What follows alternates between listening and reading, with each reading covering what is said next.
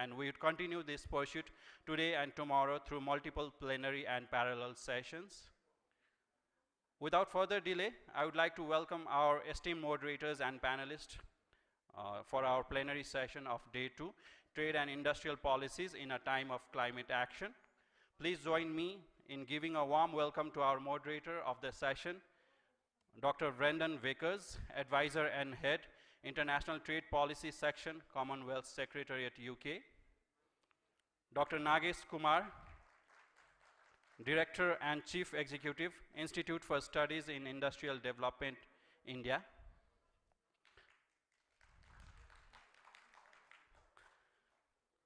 Dr. Dusni Verakum, Executive Director, Institute of Public Studies of Sri Lanka, IPS Sri Lanka.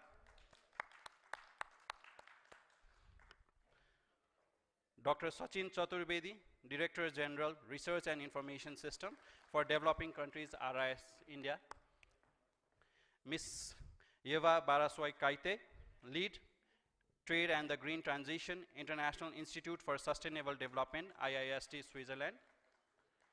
Dr. Paras Kharel, Executive Director, Sauti, Nepal.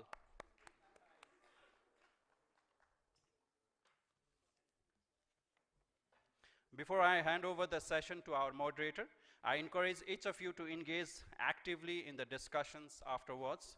Thank you once again for being here.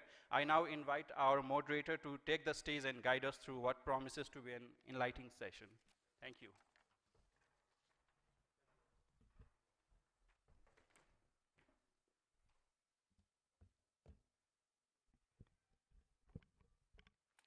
Excellencies, distinguished participants, panelists, colleagues and friends, namaste, good morning.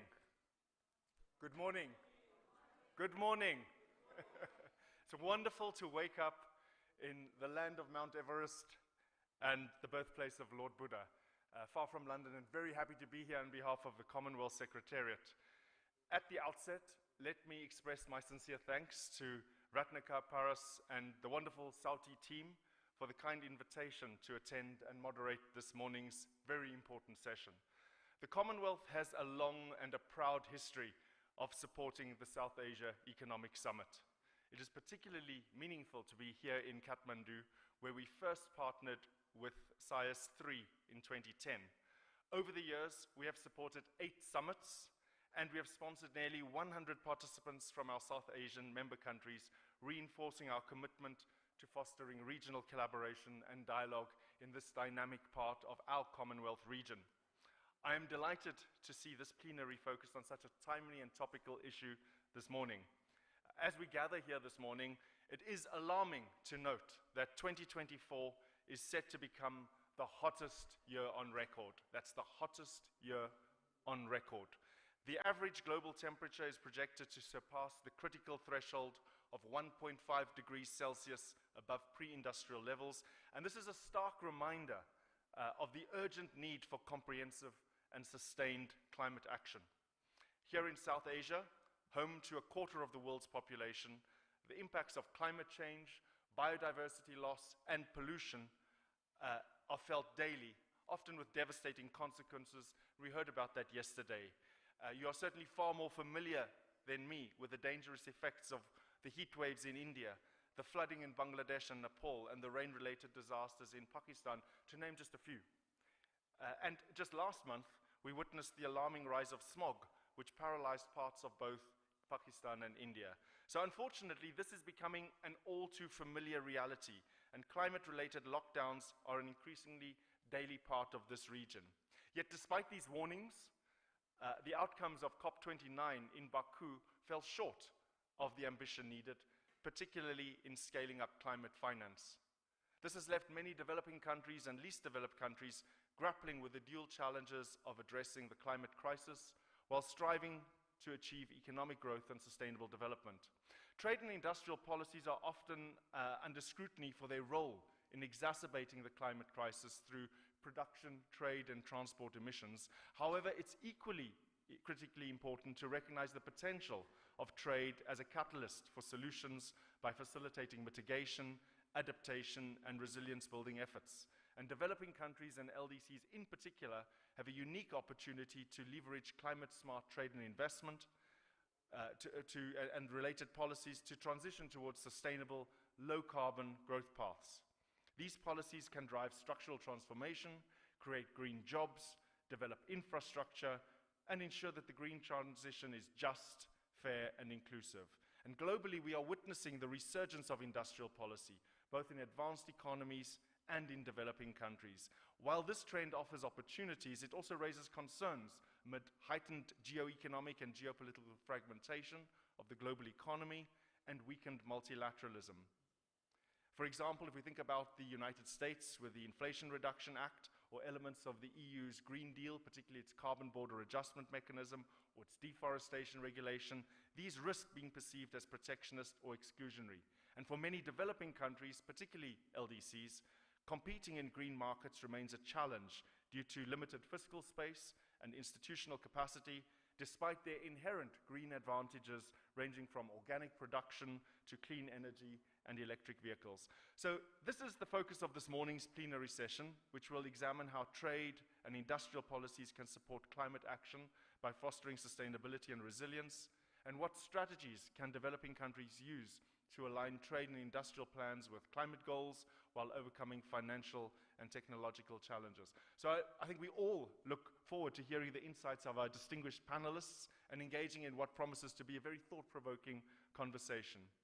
So to start the session, I'm just going to invite each of the distinguished panelists just to introduce themselves, and perhaps you'd like to share one interesting thing about yourself, your organization, or your work that you'd like us to remember from today. So perhaps we start with, perhaps just follow the order. Just to introduce yourself, and then we'll start with the intervention. But could I speak from there or from here? Oh, okay. Okay. Keep it a conversation style. Right.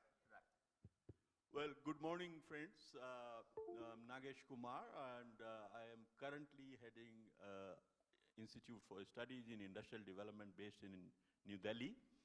But I have very old association with South Asia Economic Summit. When it was started in 2008, October 2008, I still remember it. It's very fresh in my memory. My very dear colleague and friend, Saman Kelegama, started this and hosted us in Colombo. And Dushni, successor of late Dr. Kelegama, is here. And the second one was actually hosted by RIS, and my eminent successor at RIS is also here.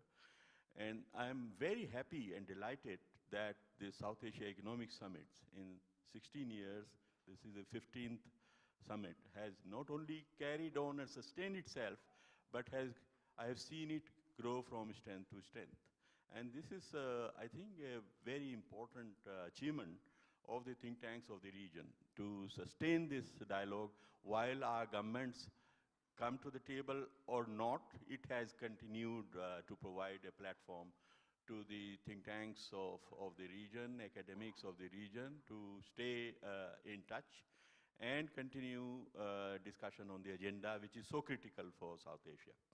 So with that, just a personal note, let me turn to the theme of this session. You were saying something? Can we just introduce everyone and then we'll start the Okay. Yeah. Just pass the microphone. We just introduce ourselves and then we'll start with the session. Good morning, Dushni Virakon, Executive Director, Institute of Policy Studies of Sri Lanka. I'm not going to take time since we're just an introductory round, apart from thanking SOTI for having us all here and doing such an excellent job of organizing this 15th SAES Summit. So congratulations to Paras, Bosch, and Ratnaka. Very pleased to be here. Thank you. My name is Sachin Chaturvedi. I'm at Research and Information System for Developing Countries, RIS, as Dr. Nagesh mentioned. We are a part of this process since beginning. I would join Dushni in congratulating Swati and Paras and Ratnakar Adhikari, Poshraj Pandey for hosting us. Thank you. Good morning.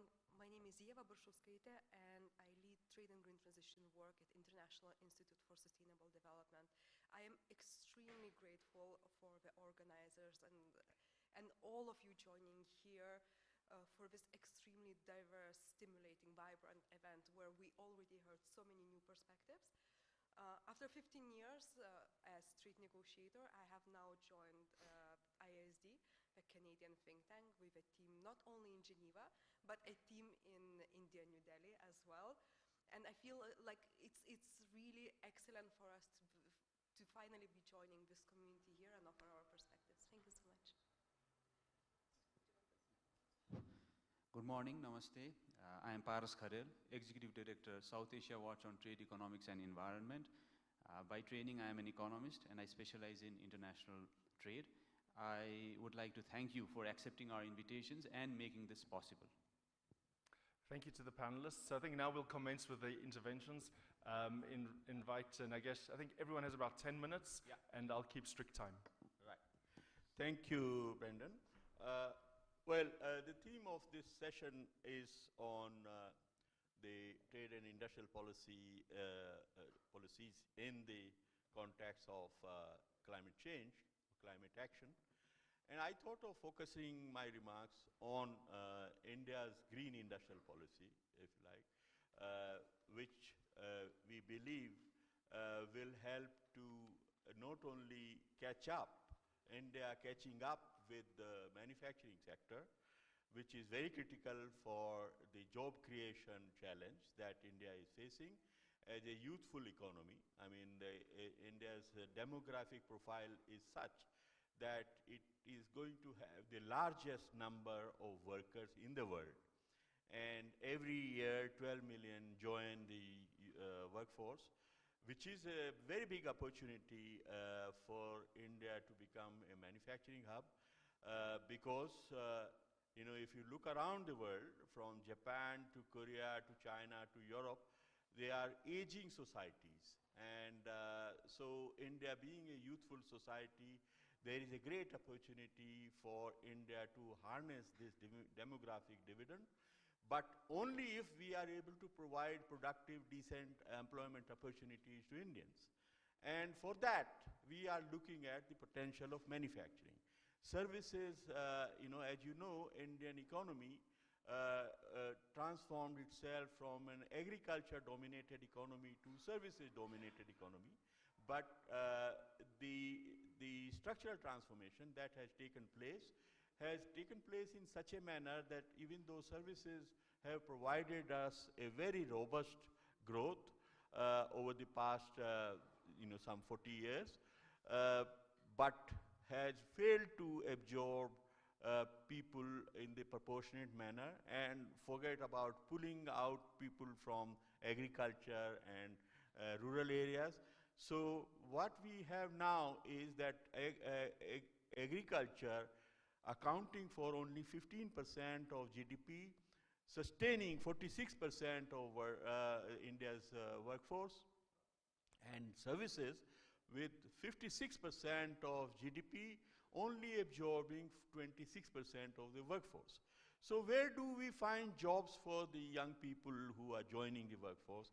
And the obvious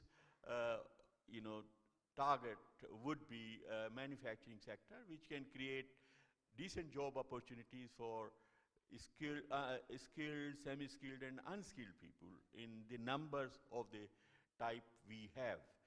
And now, trying to industrialize as a late industrializer, and most of the South Asian economies are in that group of late industrializers. When we try to do that in the context of now the net zero targets and all the constrained carbon space, the only way to do that is to pursue green industrialization, because industrialize first and clean up later is no more a viable option. So that is where we are at this juncture, and I believe, and we do a lot of work on green industrial policy at the institute I am working with, and we find that green industrialization is a great opportunity for countries like India to catch up with industrialization, have prosperity, but also decarbonize at the same time. Now, what are these possibilities, and how do we actually leverage them? Coming to India's decarbonization challenge. Actually, India, in the per capita terms, it has among the lowest carbon footprints. But because we are a large country with 140 million people, it adds up to the third largest kind of emission in the world. And India has taken the commitment to net zero by 2070, but there are very ambitious sub-goals. I mean, you might feel or think that 2070 is a very distant goal, but by 2030, we have committed to generate 50% or 50% of our energy requirements coming from renewable energy, and bring down the emission intensity of the economy by 45%. So this is all by 2030. So that means a huge challenge of switching over to renewables, and I am going to talk about how do you achieve that without an industry supporting that. So as you know, the current the division of labor, or if you like, in the solar photovoltaic technology or wind energy or others, and EVs and all that, is highly dominated and concentrated in one country. 85% of global solar equipment capacity is situated in one country. And so if we want to expand very quickly, very rapidly, India's solar generation potential, it cannot be done on the basis of imports. Currently, we have done a remarkable job. From 20 gigawatts of solar renewable energy capacity, we have reached 190 gigawatts in last 7-8 years. But from 190 to 500 gigawatts in next 6 years is going to be a huge, enormous challenge. Now, we produce very little of this solar power equipment at this moment, and a large part is, dependent on the imports. So, Government of India, realized this, and obviously, when you want to increase the production capacity, that is where industrial policy comes into picture. And there are several policy measures which have been taken to ramp up the domestic production of the solar equipment, through several means, and production-linked incentives is one. PLI is helping us to deepen the ecosystem for solar PV production, and by 2026, India is going to have a production capacity of 110 gigawatts of equipment, which can be deployed for production. And that will make India not only self-sufficient in solar PV cells and modules, but also some exportable capacity to be there. But there are other means which have been deployed, or policy measures deployed by government on this. So this was on the supply side, creating the supply of the equipment. But on the demand side, because industrial policy has to look at both sides of the spectrum, and on the demand side, to create demand for these solar panels and all other renewable equipment, there are long-term power purchase agreements of 20 years. So independent power producers who will build capacity can bid for it and lock in at a very low, competitive price to supply to domestic utilities, the public utilities which buy power from them for 20 years. And over time, in last 10 years, we have seen the cost of solar energy going down very dramatically from 12 rupees per unit to just 2 point something per unit, which is more competitive than coal-based thermal utility, coal-based thermal power, and this is one of the cheapest in the world. So we have done a great job in terms of creating demand for it and now ramping up the capacity to produce it, and that is what is going to help. And India is also, while ramping up domestic production and consumption of solar and other renewable energies, Prime Minister Modi has also been pushing other countries in the world to move over to these technologies through International Solar Alliance, for instance. This is a global organization created by India and France in 2015 Paris Summit, which is helping other developing countries to solarize themselves. And then there are all other avenues of renewable energy like green hydrogen. Again, both demand and supply side are being addressed to get there. Energy efficient lights is a very big success story, how government helped by public procurement and by subsidizing the use of LED lights, for instance, to scale up our volumes, create volumes, so that local production of LEDs becomes economically viable. And that has succeeded. Now, decarbonization of transport sector is again a mix of demand and supply side interventions, which is helping. Like there is a FAME program, faster adoption of renewable transport, which is subsidizing end users for buying or switching over to EVs. But production of EVs is subsidized or incentivized through PLI, the production linked incentives, and then charging infrastructure and all that. And decarbonization of the industry, traditional industry, because okay, 2 minutes, yeah, I'll finish.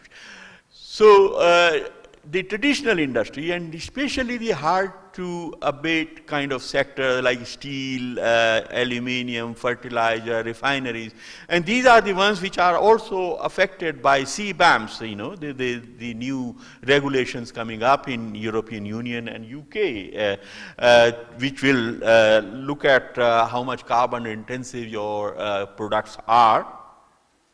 So there initially government focused on perform, achieve and trade, PAT scheme, which was to bring down the efficiency, energy, to scale up the energy efficiency, which has largely been achieved. But that is not enough, because some of these sectors need switch over to new technologies, like in steel making, from blast furnace to arc furnaces, which are more, and for that you need new technology, including change of feedstocks to green hydrogen, for instance. And so there you need access to technology and finance. Just to give you an example, Tata Steel UK, which is formerly British Steel, has been given 500 million pounds by British government to switch over to the new technology. So this is the scale of funding you would need to make these traditional industries switch over to cleaner technologies. And that is where I think a lot of support from the government would be needed in terms of technology and financing.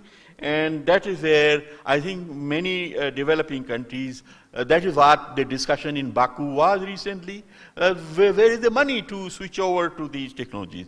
And the other thing I want to just focus in closing is that, corporate sector, because industry is about the companies, and companies, what they are doing, so corporate behavior also has to change. And for that, the Securities and Exchange Board of India, SEBI, has this mandated that for 1,000 top companies, they need to report what they are doing on sustainability and other business responsibility.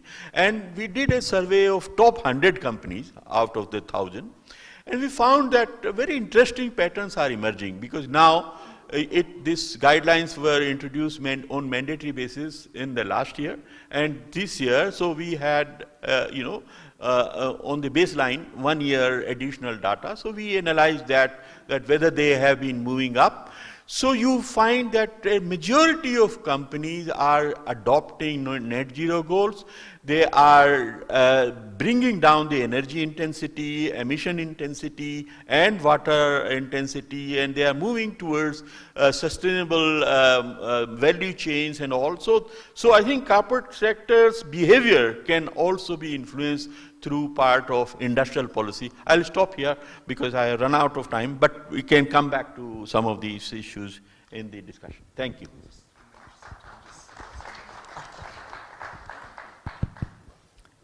Thank you, Brandon. I just want to come back to where we left off, I think in the last plenary yesterday evening, about what is all of the new industrial policies, what does it mean for developing countries? You mentioned the CHIPS Act, the IRA Act, the New Deal.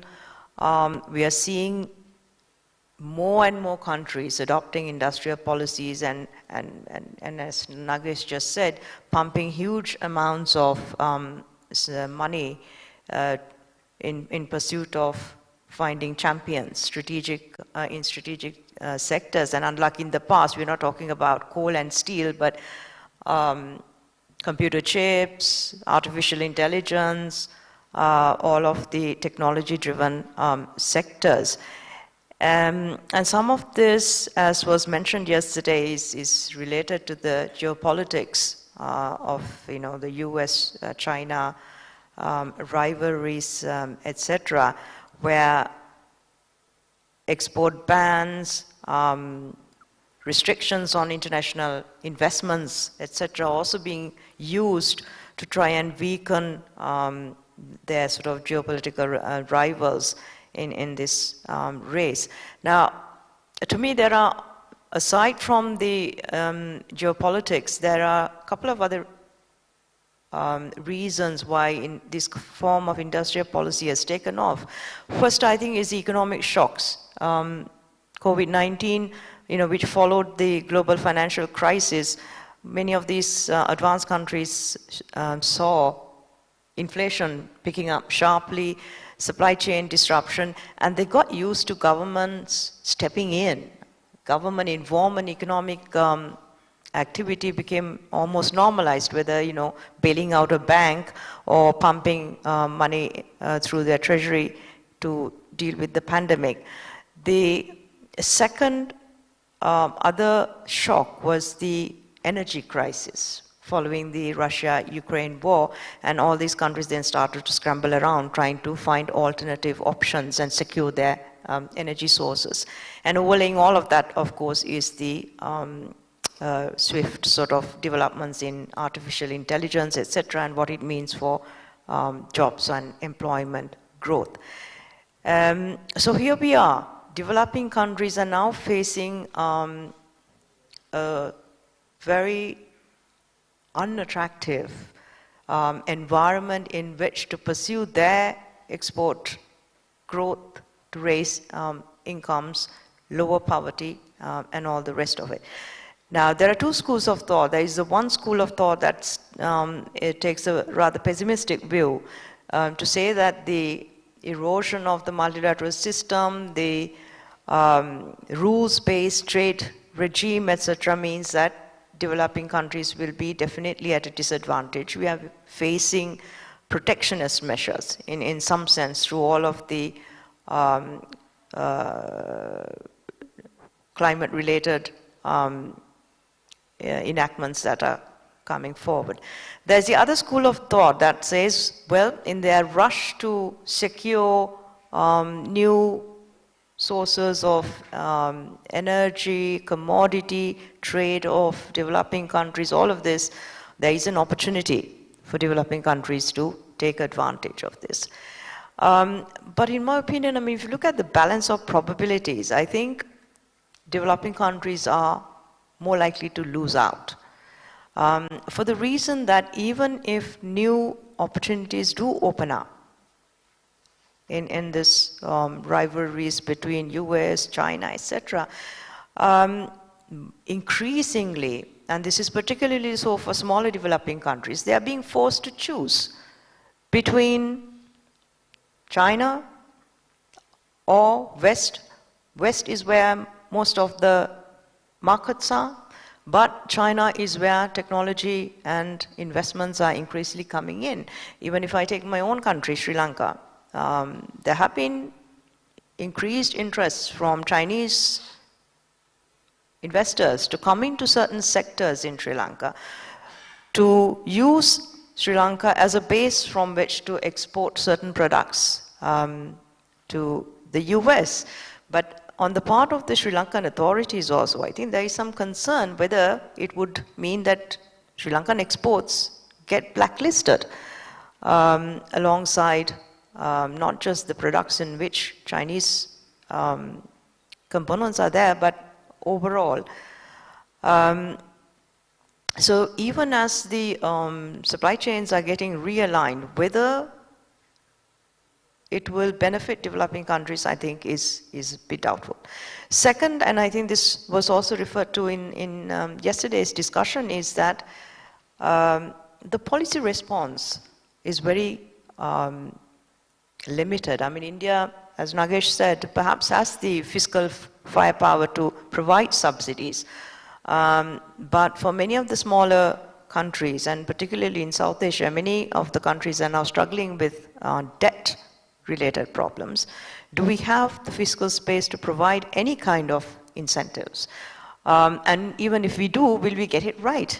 I mean, I have a question for Sachin, perhaps, when he follows up.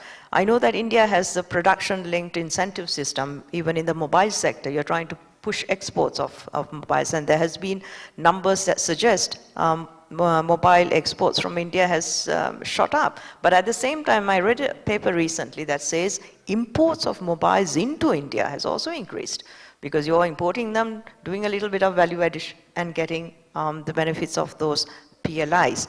Now, in a country like mine, where we've gone through a debt crisis and we're generally slowly coming out of it, and we've not had a very successful history of industrial policy to begin with in the 1960s and 70s, the government is more likely to just sort of look at tariff protection as for certain specific sectors as the easiest tool through which to try and develop industrial base in the country, and that's going to also be costly, the spillover impacts overall. So what is it that we in South Asia can do? I was at a conference also a few months back where this was discussed at the Southeast Asian level, and I was made to understand that Southeast Asian countries are the ones that are going to lose out the most because they are plugged into value chains, Chinese value chains. So, I mean, I have, as was discussed yesterday, I'm a little pessimistic on whether SAARC as a body can respond to these issues. Are we just going to sit back and accept that this new industrial policy landscape, we have to sort of, you know, not challenge it, but accept it and go along with it? Because for all these years and decades, developing countries were told not to do export subsidies, not to provide any kind of incentives. So we did away with all of that. But when it suits Western countries, all of these things are then turned on its head. So where is the policy response? And what is it that SAARC as a body, perhaps with ASEAN together, can try and respond and push back against some of these developments, rather than simply sitting back and thinking, well, how can we realign our economic incentive structures to meet this, because at the end of it, there will be costs. My final point also is industrial policy the best instrument through which we should be attempting to address climate change impacts? I know climate change is something that we all have to deal with, but we are trying to achieve two objectives through one instrument, and we have not really been very good at handling industrial policy, and now plugging climate change also into it. Is that very helpful? Thank you.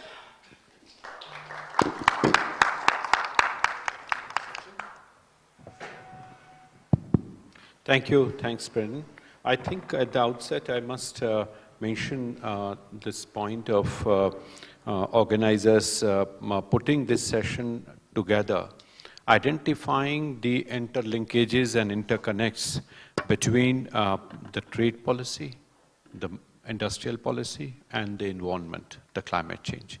And I think it is important because several times, several UN agencies, international discussions are suggesting and prescribing to developing countries to go for transition and transition economies, the idea of bringing in transition policies.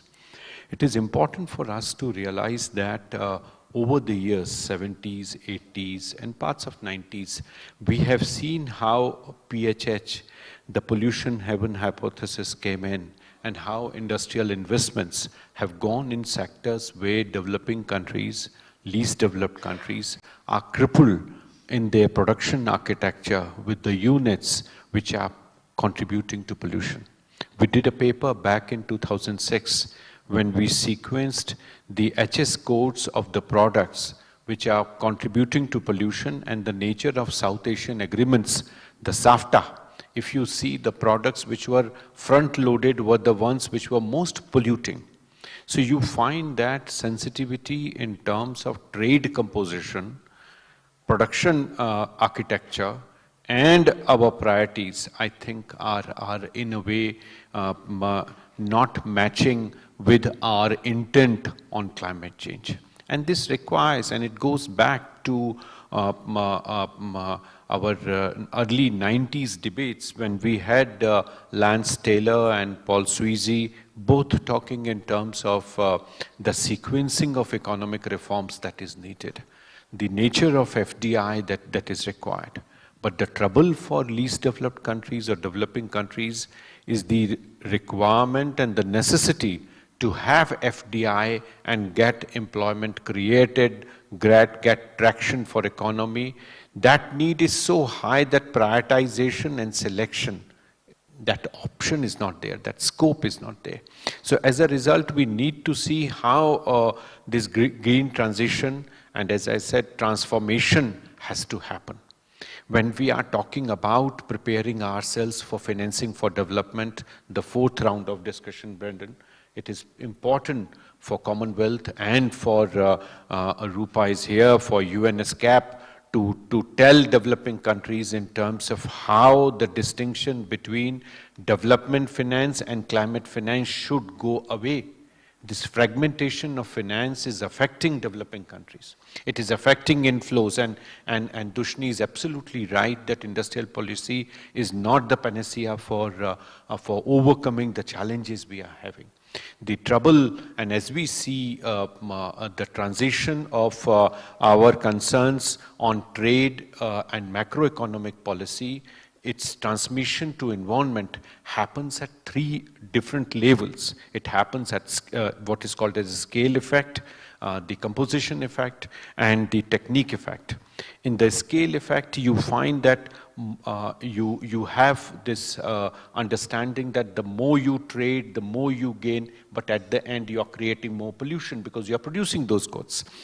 In the composition effect, you are sort of making choices between dirtier or cleaner. So Bhutan's experience in terms of strengthening organic products and creating a premium market there.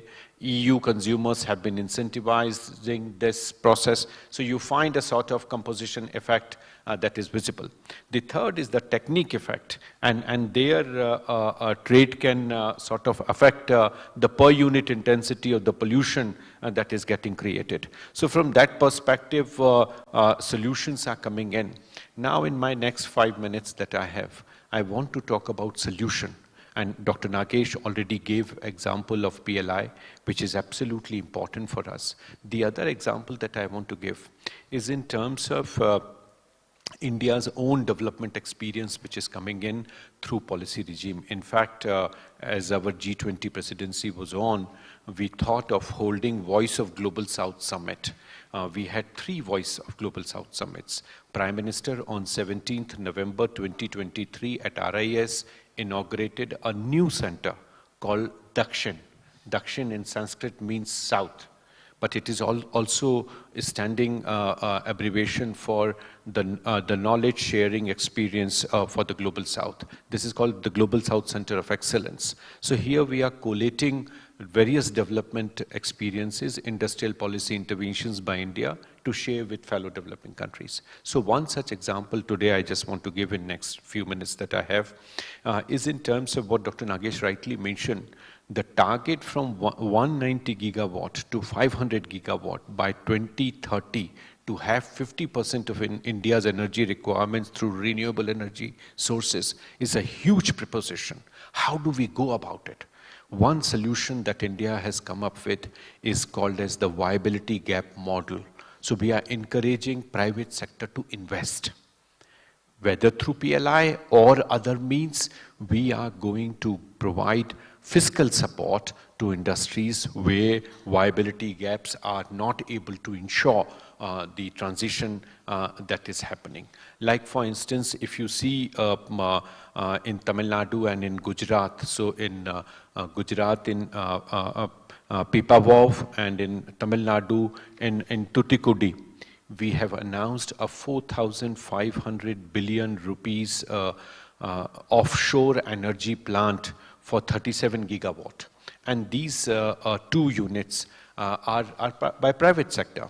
The gap for initial support to ensure the energy supply and the gaps that are coming in terms of viability, that central government would provide. So as a result, in 2021, in our main budget that was announced, India's target was to provide $890 million, 6,853 crores, $890 million scheme that the government of India has announced. Now, this would be difficult for other countries in the region, because all governments are not fiscally so sound that they can do that. But energy has an advantage. Energy has an advantage because we can have the grid. India's initiative and Nepal's entrepreneurial efforts to export energy from Nepal to Bangladesh through India has already been achieved. We are trying to put in European Investment Bank's effort to have a South Asia grid. If this South Asia grid is connected, with which we are right now studying for GCC countries as part of India, Middle East, Europe Economic Corridor. So if this grid works out, which is around something that initial investment estimations that have been done is coming to be $120 billion effort to connect the 3 grids, the ASEAN grid, the South Asia, and the GCC grid. This would be connecting the IMEC corridor. So the developing countries in South Asia should take advantage of India's these initiatives to get larger energy connect, which is on renewable. And this is part of India's policy of one sun, one world. And this is when the sun is moving from one direction to another, the renewable energy as part of the grid and also as a storage capacity for which efforts are now being made would also move. So the peak demand and the point of that peak demand also varies, and that's where our transition can go. I have several other examples, but I see that I'm left with only 2 minutes. So the success of viability gap funding in India is giving several examples which are important in terms of taking the task forward for climate change, adopting ambitious targets, and also innovative policies. So idea of connecting macroeconomic policies and trade is extremely important to achieve meaningful climate change initiative in South Asia. I would stop here. Thank you.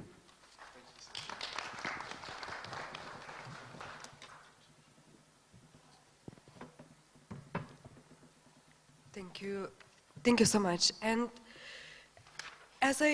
as I was preparing for this session, I asked myself, why do we talk about industrial policies out of a sudden? And in Europe, where I come from, industrial policy conversation is a backlash to the Green New Deal. If you want, it's the Generation Z's dreams crushing against the realities of their parents. It's the dream that said that the belts can be squeezed for the promise of a brighter, cleaner, greener future that is looking into the realities in which this generation will not be able to procure homes, will be challenged to find jobs that they like and want to do, and where they're turning back into the lifestyles of their parents, realizing that that might actually be the path for them. And we are recognizing more and more familiar traits in these conversations. Industrial policies, in the end, is a conversation about competition for markets, finding the right place in those marketplaces. But we're talking about the markets of the future. We're talking about greener markets. And we're talking about this element that Nagesh pointed out so importantly, so the element of clean and green transition. And this new component gives us the way to measure those policies in a little bit of a new light. We're looking at how those policies not only score in terms of new markets, but also in terms of our progress towards net zero. This, however, doesn't come in one size fit all.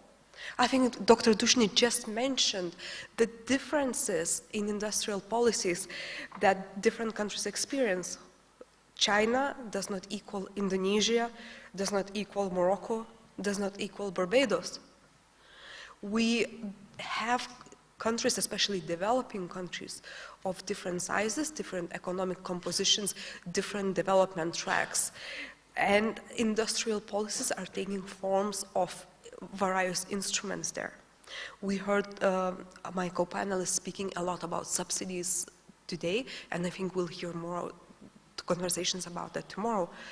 As Dr. Sachin and Dr. Dushny mentioned before me, that demands a lot of fiscal space.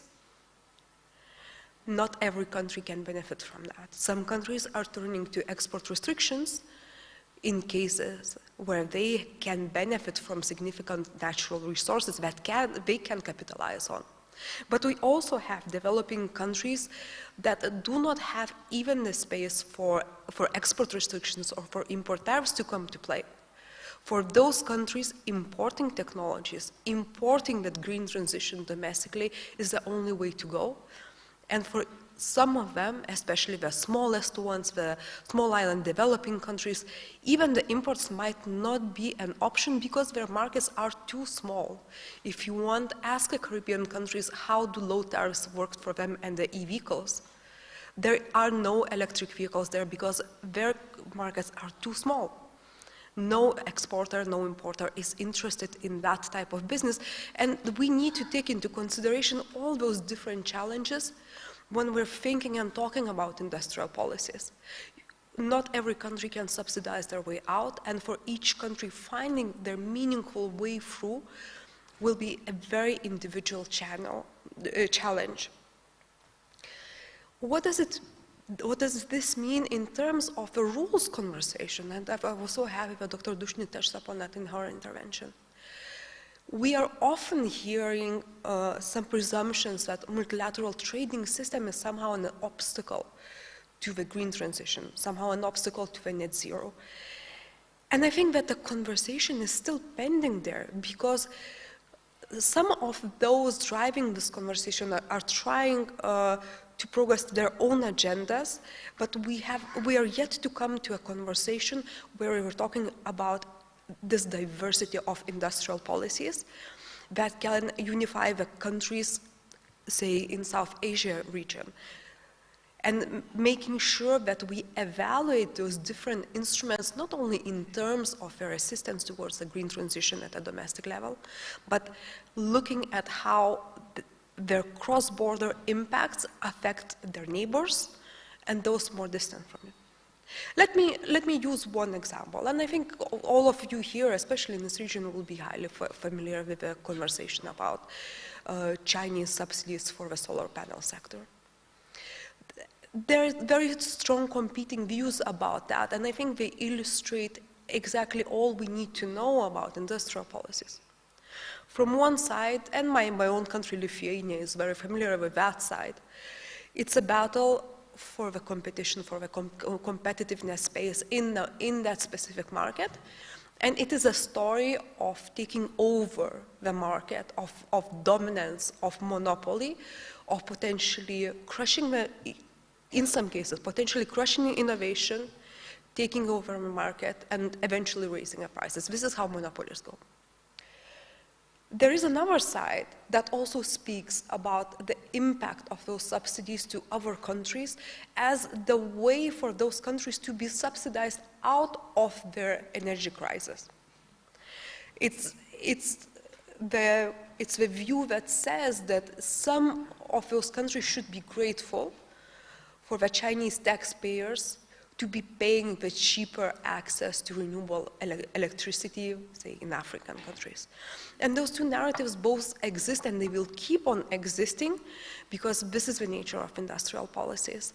And finding the pathways that allow the world as a whole, the regions, move into a cleaner future will demand a very serious sitting down and comparing those pathways and being very honest about what they mean from one country to another, and how we can look at the international rules-based trading system and see how those rules fit with today's and tomorrow's discussions. I'll stop here.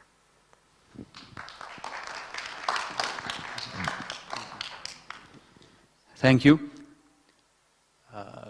So this discussion is on industrial policy, and industrial policy is definitely not new.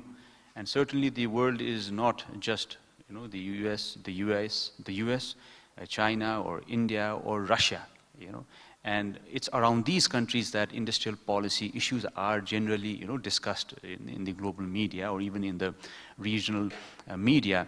But countries are a heterogeneous lot, and most countries in this world are low-income countries or low-middle-income countries, right? And many of them are yet to industrialize. And a case in point is Nepal, which deindustrialized what I call premature deindustrialization. Our manufacturing as a share of GDP peaked in the late 90s, when per capita income was even much lower, right? And it is in this context that new sets of industrial policies, trade policies, some of which are highly restrictive, are being played out, across the world.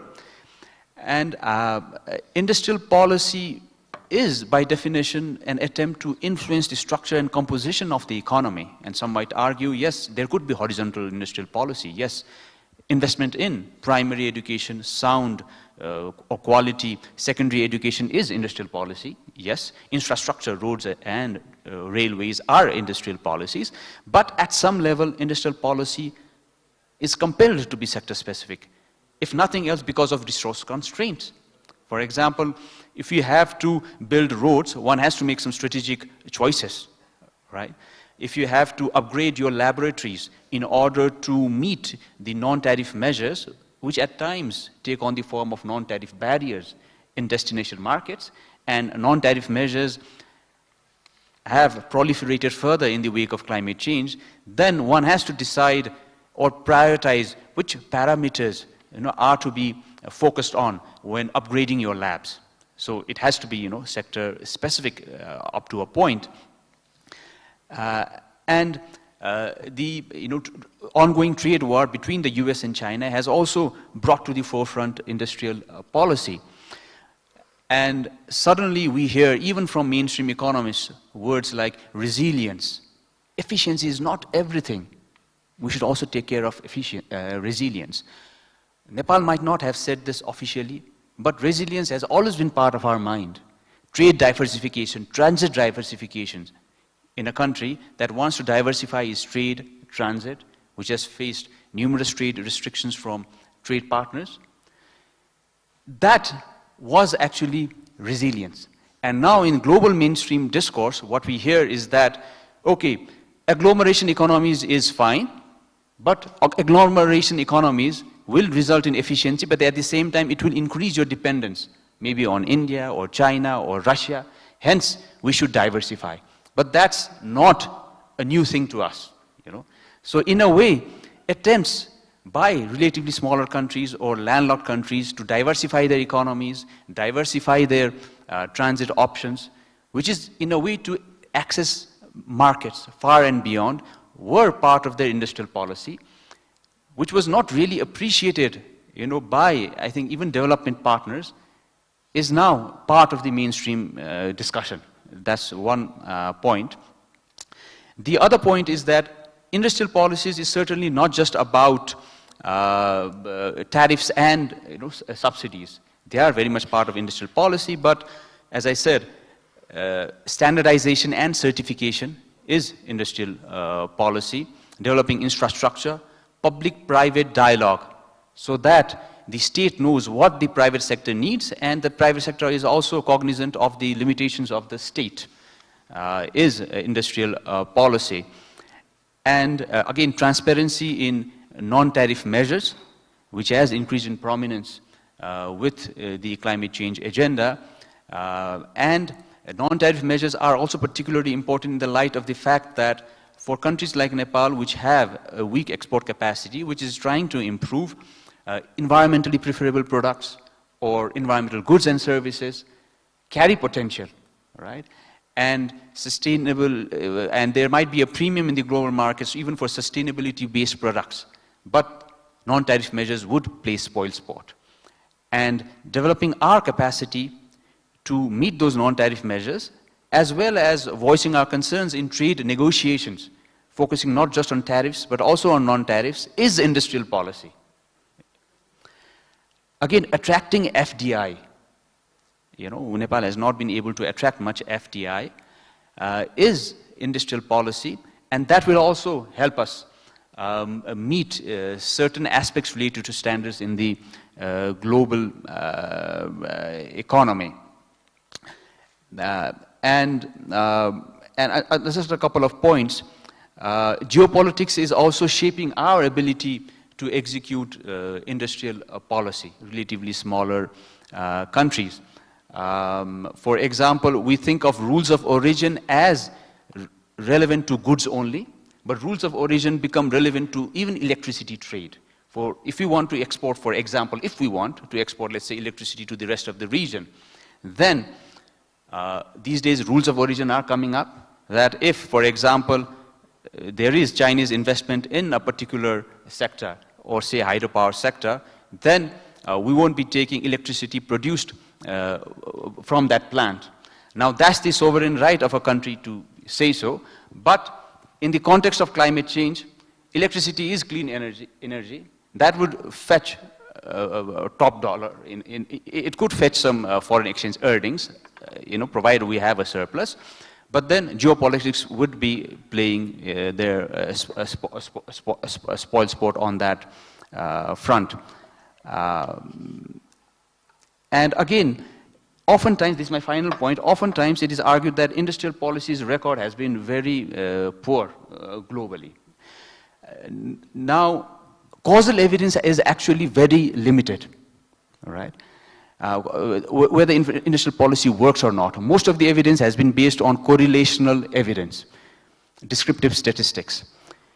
And these days, an emerging literature has emerged that provides a more nuanced picture of the evidence of industrial policy.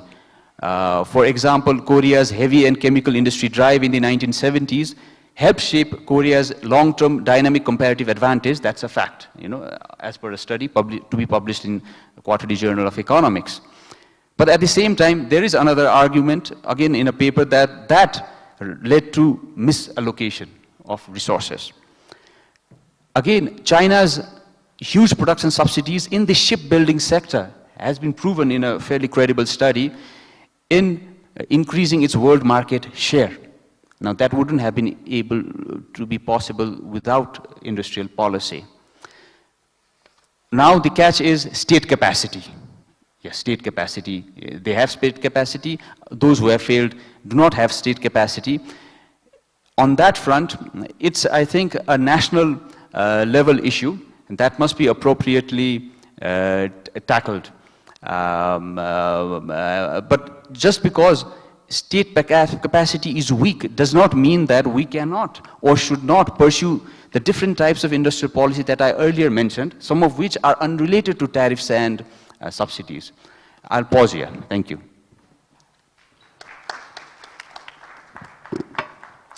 Well, thank you to all our panelists for these really excellent interventions. Many of them were solution-oriented, forward-looking. If just pick up on some of the issues and the priorities which some of you raised, and I guess you spoke about the importance of manufacturing-led jobs as part of a green industrialization in strategy in India, and really focusing particularly also on the domestic market when it comes to meeting those very ambitious renewable energy capacity targets, net zero by 2070, and what this will require in terms of technology and innovation. And I think these are a lot of the issues that we'll be discussing tomorrow around the innovation and the technology panel. Drishni, you took us a little bit more internationally to what's happening in the global economy, international trading system, how supply chains are reconfiguring and what this could mean for developing country exporters, this becoming an increasingly unattractive destination. Some of our colleagues at the ODI Global in London talk about the green squeeze, which all these new measures are placing on developing countries.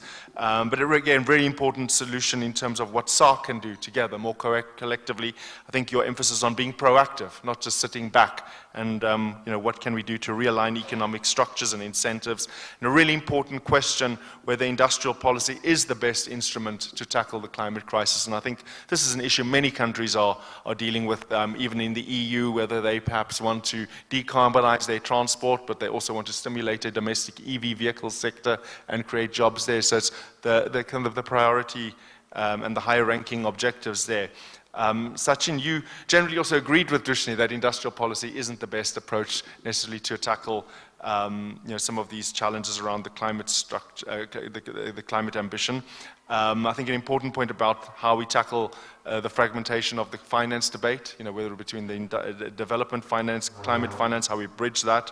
And I think you raised an important point as part of the industrial policy debates about how we enhance fiscal support to industry and also these trans-regional electricity and power generation networks and what that means for transnational collaboration.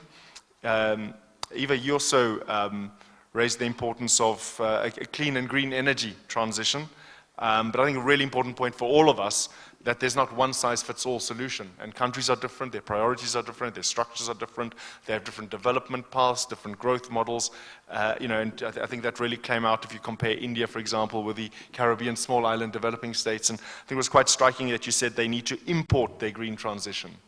Which is a really interesting point to discuss further, but also how the global trading system plays a role here, whether it's supportive or not, and what are the kind of rules that we will need going forward today or tomorrow. And then in conclusion, Paris, I think you helped us really broaden the understanding of what industrial policy is. It's not just around these traditional discussions around tariffs and really this coming from the United States, particularly with the incoming Trump 2 presidency and the trade policy there. but that is much broader. It's around building the capacity and the compliance around standards and certification, around addressing and complying with non-tariff barriers, attracting foreign direct investment, fostering public-private dialogue, and really shifting the narrative, I guess, from economics, where it's not just about efficiency, but really that importance of resilience, which has been at the heart of Nepal's development strategy. And I think it was really important to share some of those perspectives where industrial policy has worked, it hasn't worked. I'm always reminded when it comes to these debates about Danny Roderick, who classically said, good industrial policy is not about picking the winners, it's about picking the losers and letting them go when they can't be competitive and efficient. So we have a lot of food for thought, and it's, I think, an opportunity to hear from you.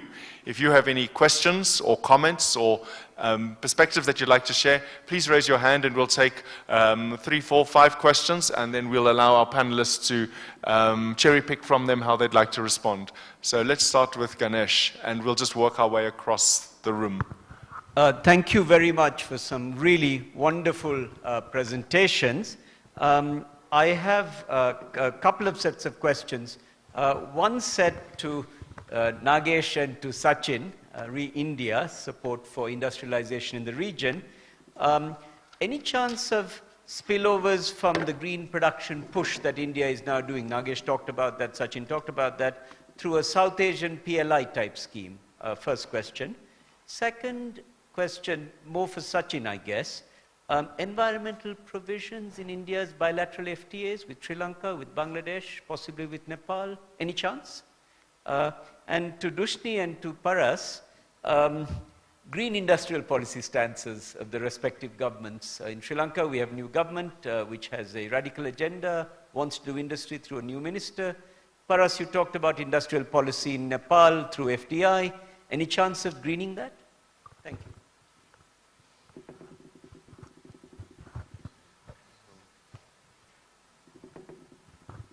Thank you, panelists. It is very instructive discussion. My question is like that. First of all, we discussed mainly about the upstream side of the industrial policy, making and shaping of industrial policy.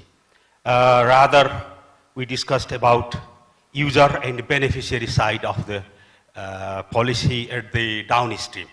So basically in industry or commerce or household, in all areas, end use of energy transition, how we address or how this industrial policy can address, like in manufacturing, commerce or trade, or household areas. The upfront cost of complying the new transition of energy, etc., will have a big impact as well as implication. So thank you.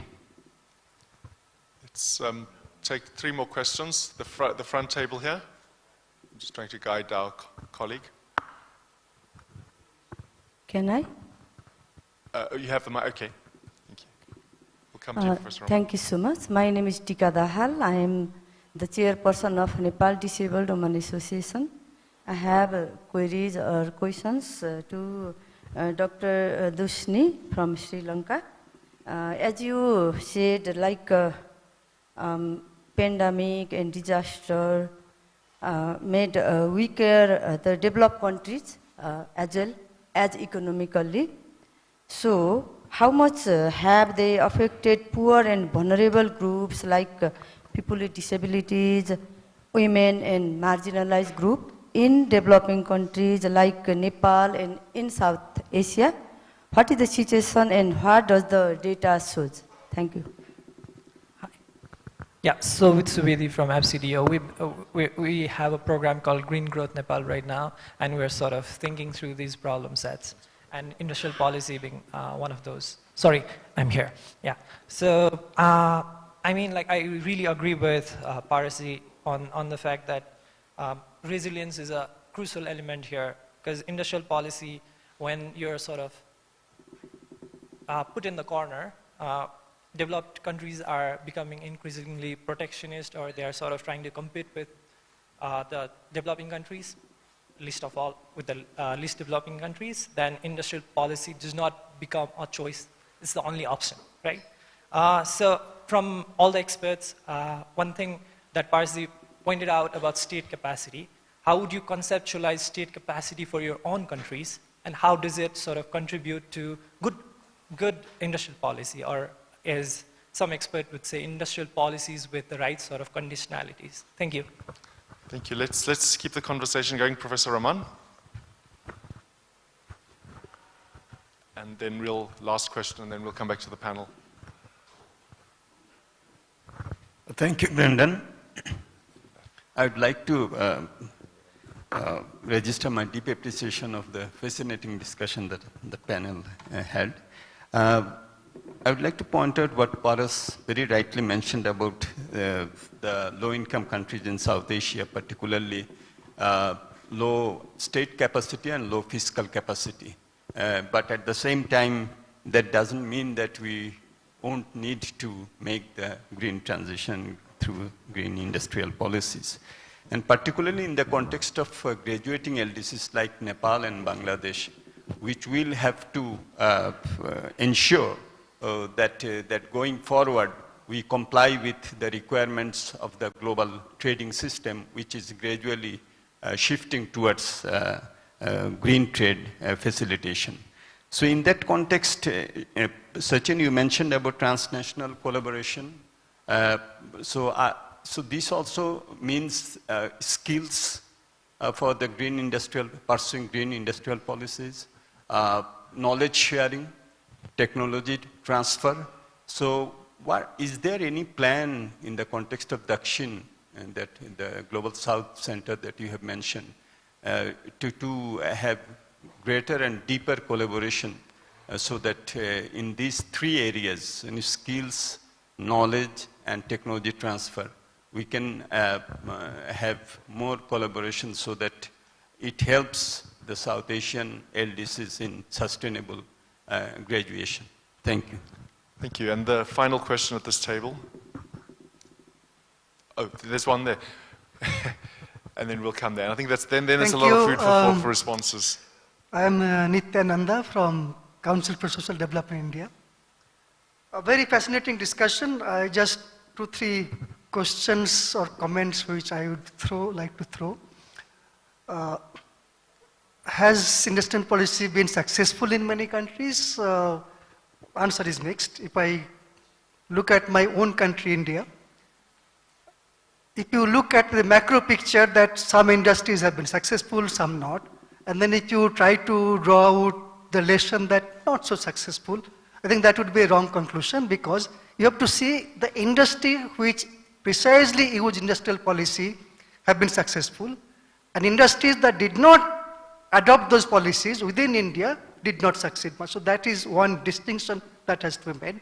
Secondly, industrial policy for development and so-called industrial policy for protectionism, they have to be distinguished. There is history of theoretical development, how we came to this proposition of industrial policy, that we must not forget. Thirdly, when we talk about climate change industrial policy, we must not forget what is the basic objective of industrialization. It is not to address climate change, but still climate change is there. We must, of course, take note of that, whether it is technology, whether it is energy, that is important. But most importantly, let's not forget that my question, is it in some sense to justify protectionism that is being adopted in many countries as a counter to industrial policy that might have what people might say protectionist elements? Secondly, is it also to confuse us that there is something called CBDR in climate change itself? So we should not forget that. And of course, the issue of what we say carbon space is also very important. Now, if developing countries, they have to develop, they need more carbon space, and the developed countries have to vacate that carbon space, and the industrial policy has to be seen in that context. Your comments would be welcome. Thank you. Thank you. And we'll do the final question, and then we'll return to the panel. And there will be a space for a second round of questions. So, thank you. I'm Preetham Banerjee. I'm Head Center for WTO Studies, and I have a question for Yeva, because you were mentioning the global trade rules. And it takes off from what Paras was mentioning, right? So if you have all these new green regulations emerging in what are the key markets, and if you look at even South Asia region, the key markets are in Europe, North America, and elsewhere. So essentially for our industries to be able to serve those markets, being in compliance with those requirements, you need industrial policy. You need government support essentially to prepare them to be equipped to crack those markets, whether it's CBAM, etc. This is what I think Paras was also trying to get at. The question there is in the global rules that we have in the WTO, the multilateral rules at least, for ASCM and TRIMS related to subsidies and to technology transfer, there are no flexibilities left. So that is where the source of the failure of the multilateral system is coming. Because it's either or, it's flexibility for everyone or for no one at all. That doesn't work. Because in the case of the developing countries, we are reacting to a trigger effect. The developed world is putting in requirements which my industry needs to adapt to, for which I need government support. So it becomes a closed loop from which there seems no solution. So your comments on that. Thank you. So thank you for those excellent questions. You've certainly thrown out some really interesting points and triggered some thoughts. So let's return to the panel. I think some were directed to specific panelists. Others you can just pick and choose what you'd like to respond to, or just combine some of the issues into one response. Thank you, Brendan. And thanks for the very interesting questions. Ganesh asked whether there could be a sub-regional or regional kind of extension of the industrial policy in the what is being pursued in India. I think certainly there is a lot of potential of regional cooperation. And this is a point I had in mind to make in my earlier remarks, but in this sort of compressed time that we had, I thought maybe it is better taken up in the discussion. And so Ganesh did provide the stimulus for that. I think, first of all, each of these green products or green industries have very strong, scale economies. So that means, if you try to do everything yourself and don't have, and do it at suboptimal scales, it won't be viable, especially when there are huge capacities in one country and the economies of scale have been achieved, so they can dump at marginal cost, and so you won't be getting anywhere. So in principle, I think there is room for coordination at the regional level and build a value chain which has scales and is able to exploit economies of scale and become more competitive. And so I think your point is very well taken. So we should explore opportunities for regionally integrated value chain in green products, and that would be much better. There were some points being raised for and against industrial policy, and I wanted to refer to that, respond to that. You see, world has come full circle. It began with industrial policy in industrialized countries in a very extensive manner in United States, in Germany, in Japan, and then the newly industrialized countries. And then there was this backlash against industrial policy in the heydays of Washington Consensus. And then we are back to new Washington Consensus, which is industrial policy. So if you type on Google new industrial policy, it is about the industrial policy, not the earlier industrial, you type on Google what is Washington Consensus. Now you get the answer in terms of industrial policy. And not about liberalization, globalization, and which were the in the heydays of globalization or hyper-globalization were the issues being raised. Now, why industrial policy in India was not so successful in the 1960s? Because of the way it was implemented. So there is nothing wrong with the industrial policy, but some kind of a closed door, closed economy way that was, implemented. So we created a lot of inefficiencies, and competitiveness was not an objective, and that is why the results were not so productive or fruitful. And but the other countries, and reference was made by Paras to HCI drive in Korea. So Korea also followed import substitution, but they kept their markets open, and they pushed companies to pursue local capacities in a competitive manner. And the results are for everyone to see. So we made some mistakes, and we are learning from those mistakes. So the current industrial policy is pursued in an open economy framework and not in a closed economy framework. Some infant industry protection is provided, but only for a short period. Some incentives are provided which are post facto, after delivery of enhanced output, and not ex ante. So the chances of failure are minimized, and they are for limited period, 5 to 7 years.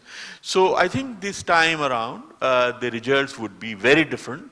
And even, and as Nitya said, even earlier, there were some success. So it was a mixed bag kind of thing. Even that time in 1960s, 70s, we did achieve some successes, but it was a mixed bag. So we try to paint it in a manner that it was not successful.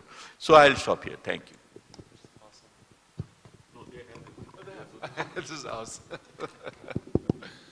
I didn't get some of the questions. So I'm just going to very briefly touch on 2 points. One is what Ganesh mentioned, whether green industrial policy is something that Sri Lanka's new government will pursue.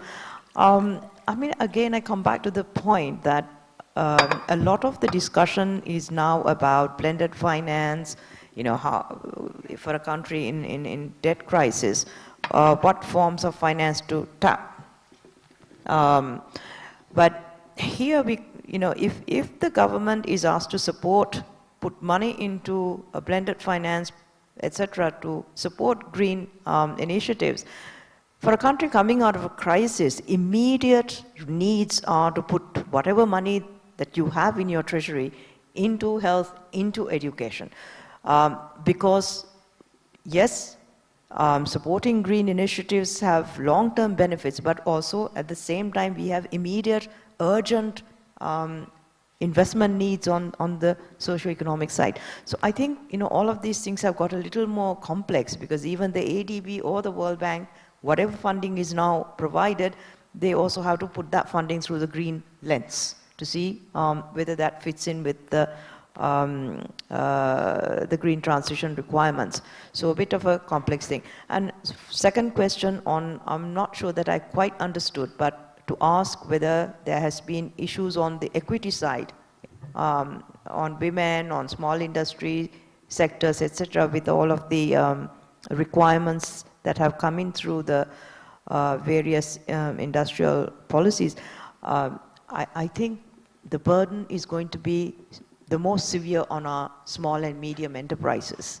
For them to get to grips with traceability and all of the requirements that kick in mean that they will face significant costs. And where are they going to find the funds, the technical capacity, all of this to deal with these requirements? So my sense is that the green initiatives in some sense reward skilled workers and will not generate jobs for the lower skilled, impacting inequality outcomes as well in our countries. Thank you, Ganesh. I think both of your questions are very pertinent. I just want to re-emphasize the point that I mentioned in the beginning. This is about sequencing. And I think we should not miss out on what we learned from the process of liberalization, sequencing of economic reforms and regional integration. They are both very important. Idea of South Asia PLI is a good one, but that should be our target.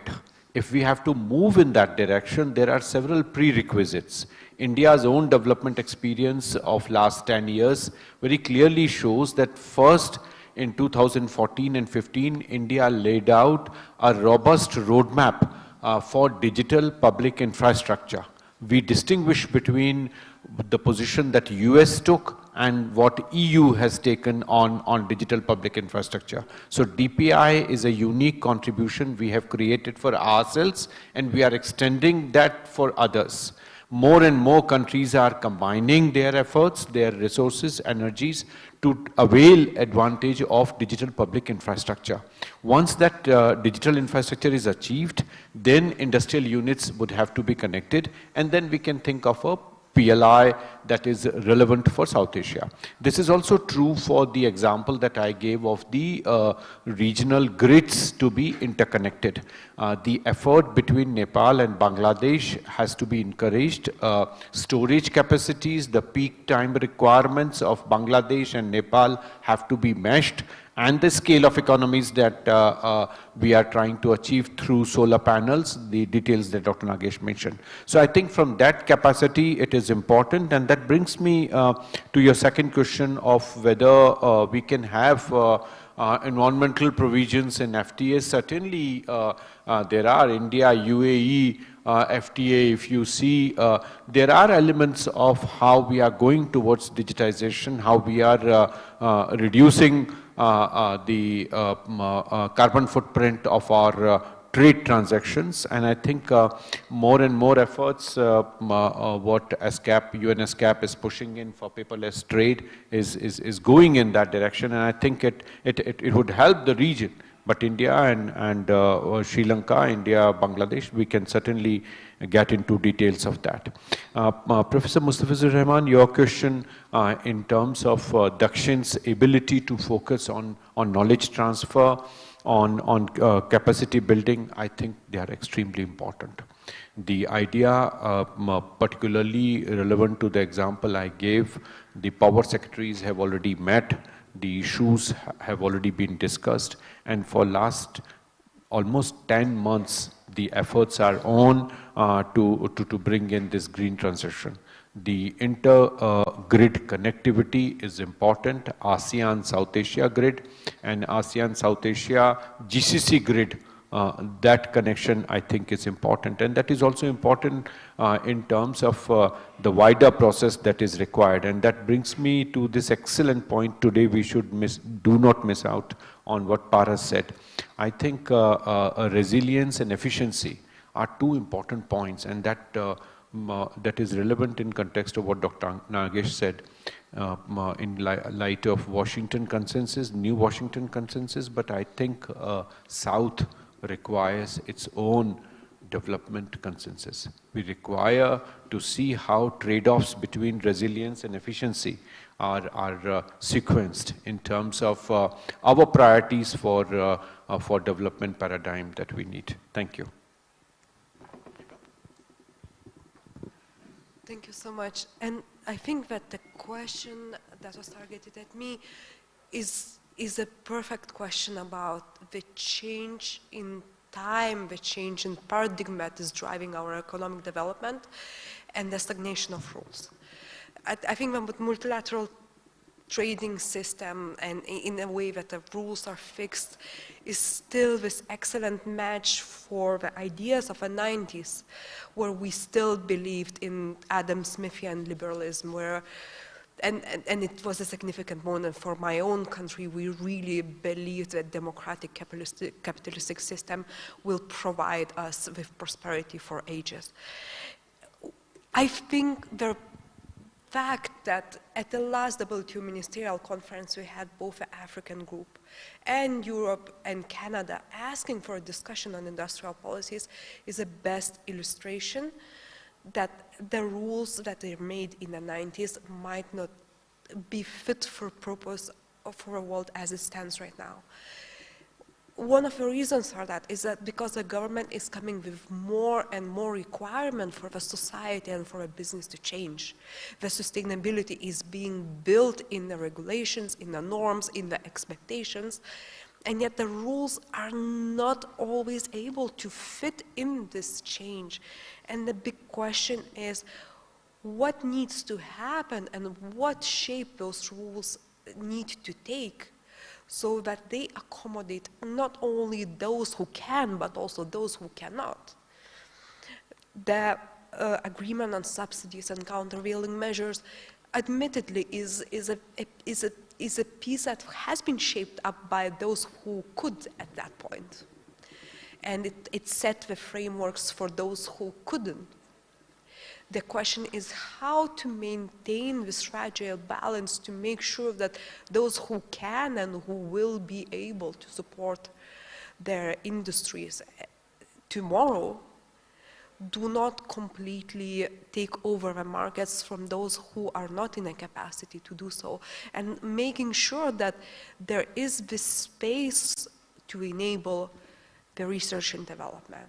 That there is this space, I think as Paras so rightly said, to look into the infrastructural needs, into the ability to fit in those global value chains and find ways for your own pathways towards net zero is important. I think a gentleman over there spoke about industrial policy for development, and that's what needs to be at the heart of those discussions. It's not only industrial policy for 4 countries or for 5 countries. We need to be able to look into the cross-border impacts of those policies and ask ourselves what do we need, what traffic light system we need for tomorrow, and that's not a simple conversation. That will not happen in a day, that will not happen in a year, as we all know. Multilateral trading system takes time, those wheels are turning slow, but what we are seeing is that Geneva already shows a bit of a promise, and the fact that a huge group of countries are starting to engage in this debate probably suggests that we'll see more of those discussions happening in a year or 2. Thank you. There were 2 questions or comments relevant to me. On greening FDI in Nepal, so let's begin with industrial policy. We have industrial policy, capital IP, trade policy, capital TP, and FDI, also related policy and regime. However, they do not speak to each other. And in my view, industrial policy is an integrated whole, not just industrial policy document with a capital I and P. And they do not speak to each other. Regarding green FDI, the focus or priority so far has been on attracting FDI itself, regardless of the sector, because we have done so woefully poor in terms of attracting FDI. That's of first order importance. But in certain policy documents, hydropower has become the so-called jewel in the crown of the green agenda that government is trying to pursue, and the bulk of the investment into Nepal these days is in the hydropower sector. You can call it green FDI, if you like, but that strategy is predicated on exporting hydroelectricity, and there is yet to be a firm consensus in Nepal on whether we should be so fixated on exporting hydroelectricity, which in turn hinges on India-Nepal relations, India-China relations, and these days India-Bangladesh relations, apart from India's own trade policy, industrial policy, and security policy. And electricity is a strategic commodity for India. And that opens up a new dimension of resilience. Fixation on exporting electricity might not augur well from the resilience dimension. That type of argument is also going on. Even as, for example, cement producers, which use both coal and electricity, and I am not an expert on the input-output requirements of the cement industry, but I think to some extent coal is unavoidable, but then it also uses electricity. Now, whether to use that electricity to power cement output, and we are exporting some cement to India already, or to just export away the multiplier benefits.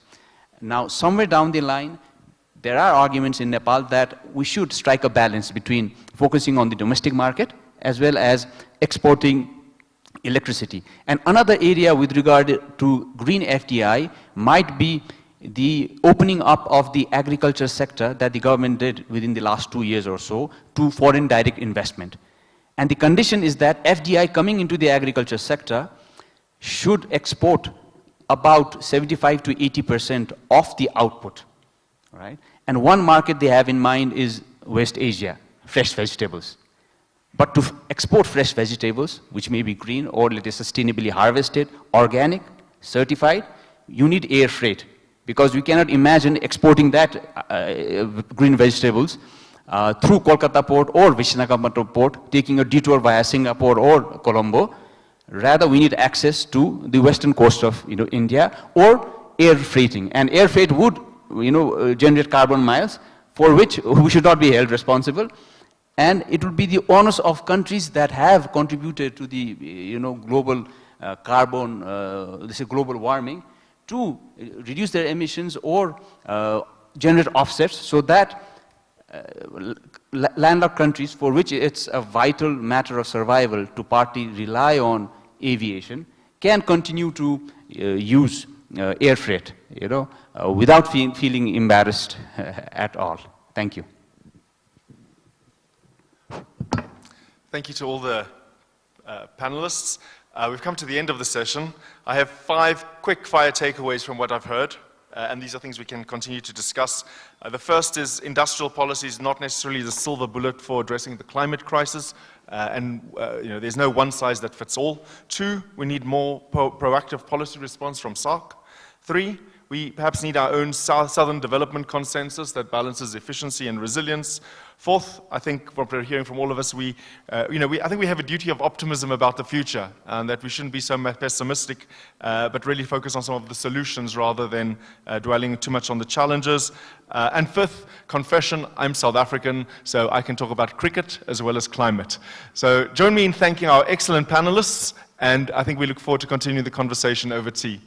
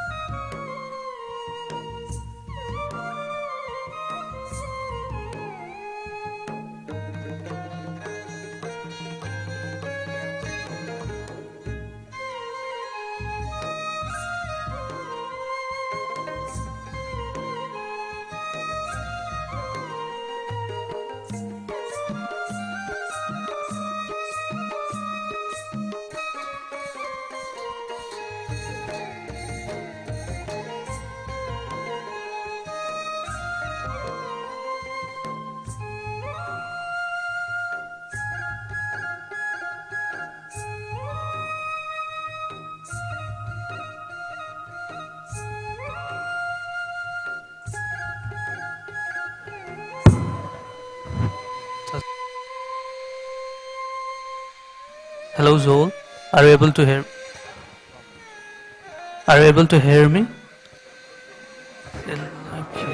No, after some. Please Okay. unmute. So, just wanted to announce we have 3 parallel sessions starting from 11:15. So the first parallel session, sustainability-based trade measures and emerging challenge for global trade, will be held in this same Regency ballroom, same hall. The second session, second parallel session, tapping clean energy for development, is being held on Kirtipul Hall, which is on the sideway. And another final parallel session, trade in environment-friendly goods and services, emerging opportunities and challenges, is being held on Bhaktapur Hall.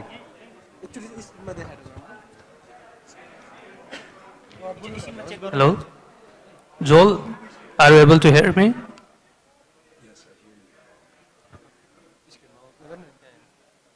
Yes. Are you able to hear me? Hello? Joel? Yes.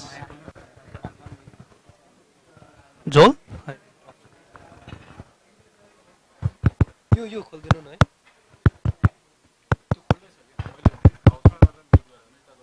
है Joel? Yes, can you hear me? Hello? Hello?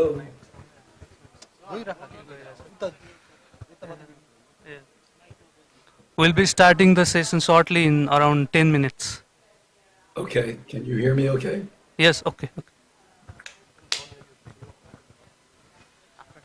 Could you switch on the camera so that our technicalities we could set up? Can you hear me okay? Yeah, we can hear you. Great.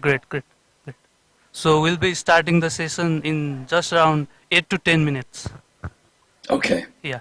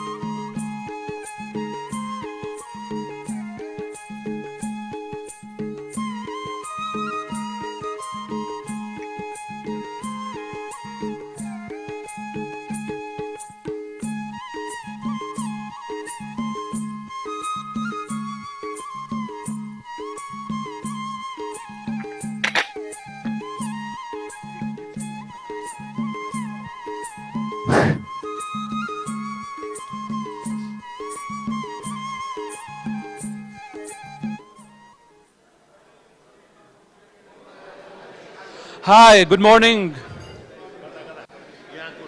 यहाँ चाहिँ sustainability based.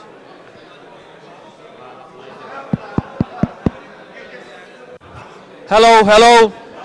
Good morning. We are about to start the parallel sessions. We'll be starting the parallel sessions shortly.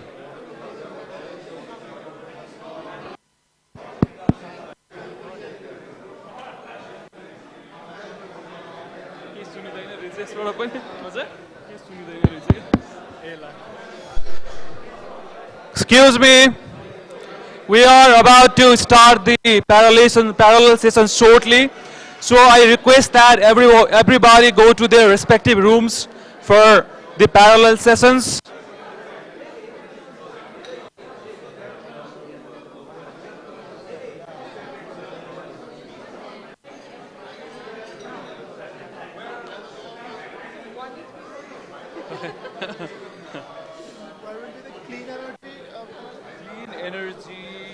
Tapping clean energy for development, that will be in the Kirtipur Hall.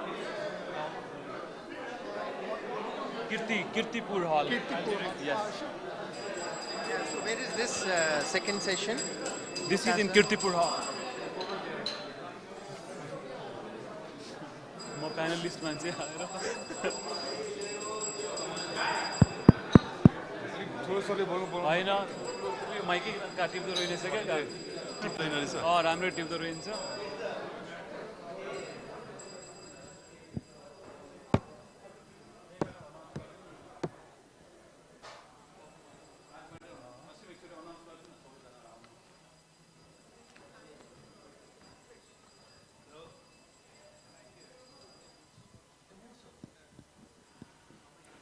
Hello, I request everyone to kindly be settled down.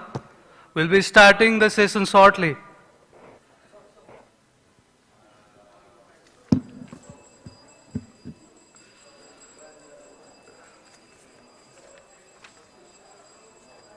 The session on sustainability-based trade measures and emerging challenge for global trade will be in this hall. So I request everyone to kindly be seated, and The session will be started shortly.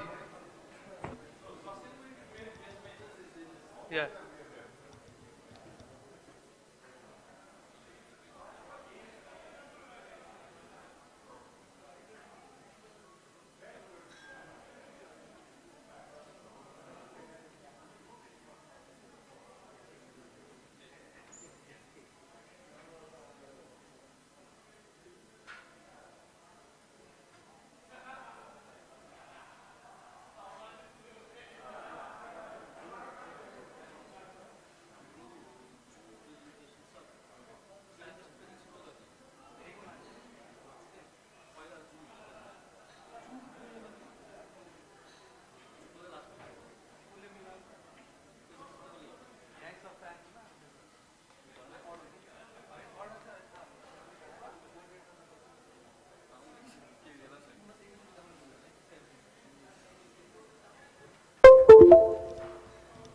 Hello, good morning everyone. So we'll be starting the session. I guess everyone is present here for the session.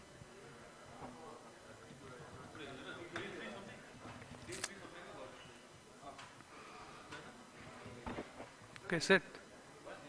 So good morning everyone, distinguished guests, esteemed panelists, respected moderator sir, and all the participants in this session.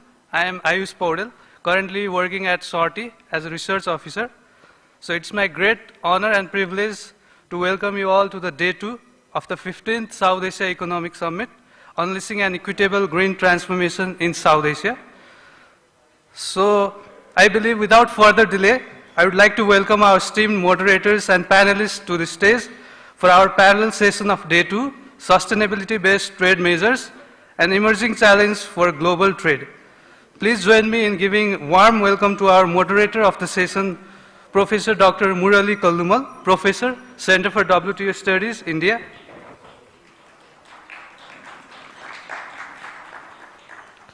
We have our first panelist, Ms. Visakha Srivastav, Senior Research Fellow, Center for WTO Studies, India. Dr. Salim Rehan, Executive Director, South Asian Network on Economic Modeling, SANEM, and Professor, Department of Economics, University of Dhaka, Bangladesh. Dr. Salamat Ali, Trade Economist, Commonwealth Secretariat, UK. Dr. Aparna Sawhney, Professor, Jawaharlal Nehru University, JNU, India. And Dr. Joel Tratzman, Professor of International Law and Henry J. Baker Professorship of Commercial Law. He will be joining us virtually. He has already joined the session. So now I hand over the session to our moderator, sir, and you can take over from here, sir. Yeah. So good morning to the audience here, people in the dais and the people in the audience. I would like to thank the Swati and particularly Ratnakar for inviting me here. So basically we are starting off with this session, which is very specifically titled Sustainability-Based Trade Measures, Emerging Challenges for Global Economy.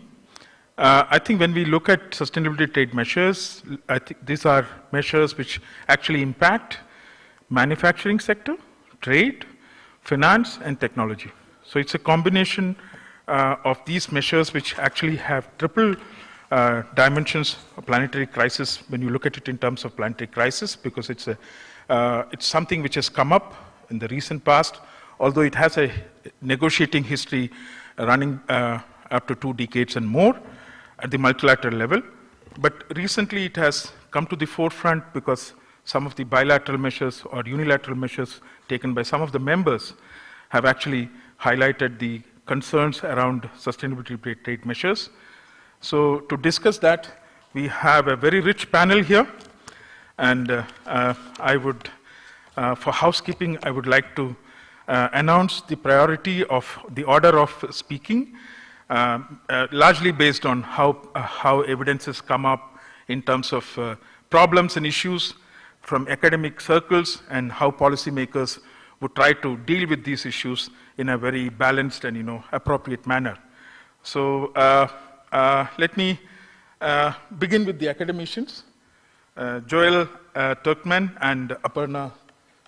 So we will first call upon Joel if he's here, and then we will move to the policymakers, to begin with the youngest in the crowd, Vishaka, then Samat Ali, you, and then Salim Rehan, who is the policymaker, the academician, and the all in all. So you have the toughest job, Salim, to either collect ideas and respond accordingly.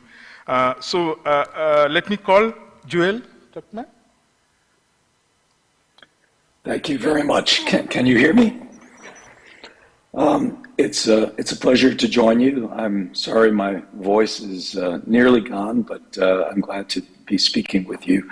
My work in this area has been motivated and captured in the work of the Remaking Trade Project, which has recently produced the VLAR framework for trade and sustainable development. And this issue that this panel is concerned with is a core issue. And the problem of what we called in our project sustainability standards, focused mostly on process and production methods regulation in importing countries, is a growing problem. And it's a problem for sustainability, and it's also a problem for trade. And the problem really is a fundamental problem of different regulatory goals in different states. And states may want to have goals for their own society and then impose the regulation that contains those goals on imports from other states. Or it may be that private companies like Walmart or Amazon set standards, and we see more of these private standards. And these result in costs being imposed on exporters. Sometimes the costs are because of diverse private standards or diverse national standards in export markets. And the way that this can be resolved is sometimes by harmonizing these kinds of standards, by entering into agreement on these types of standards. So the focus is on this, what is called in the international trade system, process or production method regulation that looks at how goods are produced in the exporting country. And they're common in areas like agriculture, fisheries, manufacturing, even labor rights. And the importing country is concerned about sustainability standards, sustainability spillovers from the exporting country. We can see this in the European Union's carbon border adjustment mechanism or in regulation. We can see it in early cases from the 1990s which continue relating to United States regulation of the way that tuna is caught, the question of whether it's safe for dolphins or not. And there's a concern about regulatory spillovers, clearly with climate change or regulatory competition. Sometimes the regulatory competition is an overblown concern. There's not so much empirical evidence that regulatory competition is a serious problem. And then we also have the proliferation of private standards, which are much tougher to deal with at the international legal level. So exporters are concerned about inefficient diversity of standards. They're concerned that they're not part of the process of setting those sustainability standards, and so there's an insufficient focus on the interests of exporters in formulating those standards, and the cost of compliance and of demonstrating compliance, keeping a chain of evidence of compliance through tracing in developing countries is especially costly, particularly for small and medium enterprises. So these are non-tariff barriers. That doesn't mean that they're bad, but they are barriers to trade. And in that sense, for developing countries, they can be barriers to development. In the World Trade Organization legal system, there's some uncertainty about these types of standards. First of all, it's by no means clear that they're covered by the main standards-focused agreement in the World Trade Organization, the Technical Barriers to Trade Agreement, because it only covers standards that are process and production methods if those are product-related. And it's unclear what that means, so it may not be covered by the Technical Barriers to Trade Agreement at all. That reduces the regulation of these standards, but it also deprives these kinds of standards of a kind of protection from criticism where they are international standards. And international standards are standards that are made by organizations that are open to membership by all members of the WTO. And so that provides a certain inclusiveness of formulation. So the Technical Barriers to Trade Agreement may not apply under the original General Agreement on Tariffs and Trade, which is still part of the World Trade Organization. It definitely does apply to these standards. And there is a significant chance that these kinds of process or production method standards will be found to be discriminatory and illegal unless they're exempted under Article 20, the exceptions for protection of human, animal, or plant life or health, or conservation of natural resources. Article 20 has some uncertainty, but as in the Technical Barriers to Trade Agreement, if that were applicable, if a measure were based on a true international standard, it would be likely to be found legal under Article 20. And we have the recent experience of the panel report earlier this year in the Malaysia and the EU's biofuels case, challenging the EU's Renewable Energy Directive 2 relating to indirect land use change. And there, the panel did apply what I think of as a strict regulatory rationality test to the EU measures, finding those measures illegal under WTO law unless they're eligible for a judicially created exception from being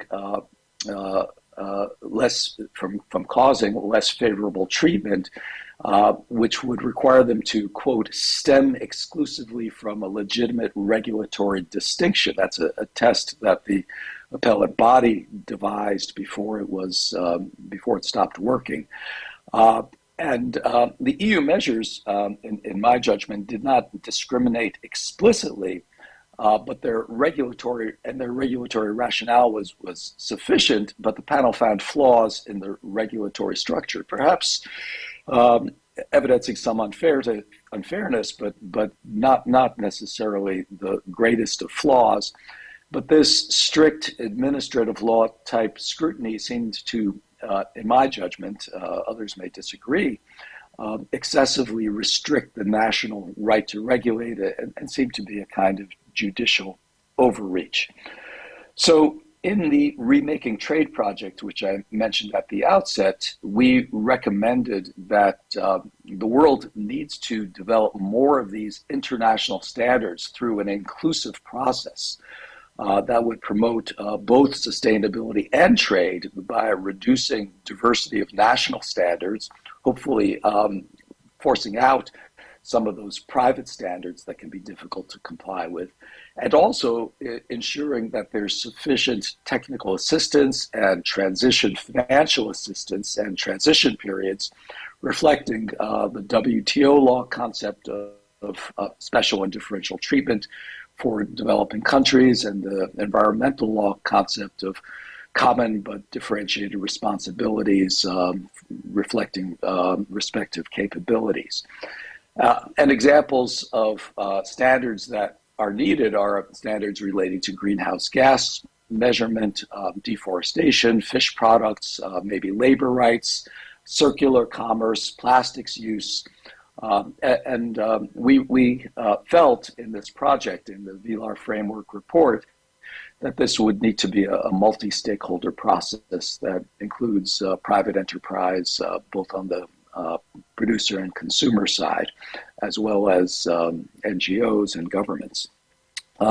There needs to be a revision of the GATT that would leave room for proportion variation and interoperability between different national standards. This is especially clear in the greenhouse gas area relating to the European Union's unilateral carbon border adjustment mechanism. So these kinds of standards aren't a traditional field of operation of the World Trade Organization, and it doesn't really have the expertise to produce standards, but it has convening power and it has concerns. It reflects concerns about trade. This is one of those things that is not simply a trade issue. It's a trade and sustainability issue, and we need to break through silos and cross over silos and bridge them between different kinds of international organizations in order to resolve these problems. So thank you for your attention. Aparna, you can take over. Or should I summarize what Joel said? Yeah, please take over. Yeah, I think both of you will summarize. I can be heard? Yeah. All right. Thank you.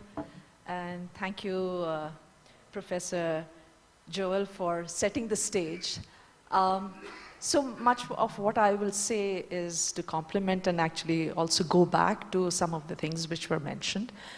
I will format my comments based on two specific regulations. One, the EU CBAM that we have been hearing about yesterday and today and of course just now, which came under the European Green Deal, which of course gets into details and multiple programs that the EU has for reaching net zero by 2050 and Fit for 55, where they would cut back on emissions by 55% based on 1990 baseline. If one looks at the intent of the EU CBAM, it is to plug carbon leakage from the decarbonization of EU industries, and it would be implemented by imposing an equivalent, and the stress is on equivalent price of carbon emitted during the production of imports outside, or EU imports produced outside. So ideally it would also include both direct as well as indirect emissions, scope 1, scope 2, scope 3. And it would be implemented in its full form beginning 2026, which will coincide and aligned with the EU ETS move away from free distribution of EU allowances. So up until now, and continuing next year, 2025, the EU allowances on the basis of which the EU ETS works is actually not auctioned by the regulatory authority, but grandfathered, as economists typically call it, based on their initial scale of production and use of energy. So this is in anticipation of the price that would be existing at that time. So this EU CBAM payment would be accordingly adjusted. So the importers would need to buy the CBAM certificates at the average price of EU allowances. To begin with, it covers the aluminum, cement, fertilizer, iron and steel, electricity and hydrogen sector, and over time it will be expanded. The importers would declare both the direct and the indirect emissions, and then the deduction of price in case some carbon price has been already paid in the original country, it would be deducted, and the rest would have to be paid up by the importers. And from 2025, right now we are still in the reporting phase, 2025, the EU methodology of computing the carbon embedded in the imported goods would be used. It is interesting to see that this is not something that has come up very suddenly. The EU ETS was put into its pilot phase in 2005 until 2008. 2008 through 2012, which was the time period of the Kyoto commitment period, was when it was the phase 2 of the EU ETS. So the carbon market had actually crashed. The prices were like zero. And the regulators were constantly changing the rules of the carbon market in the EU.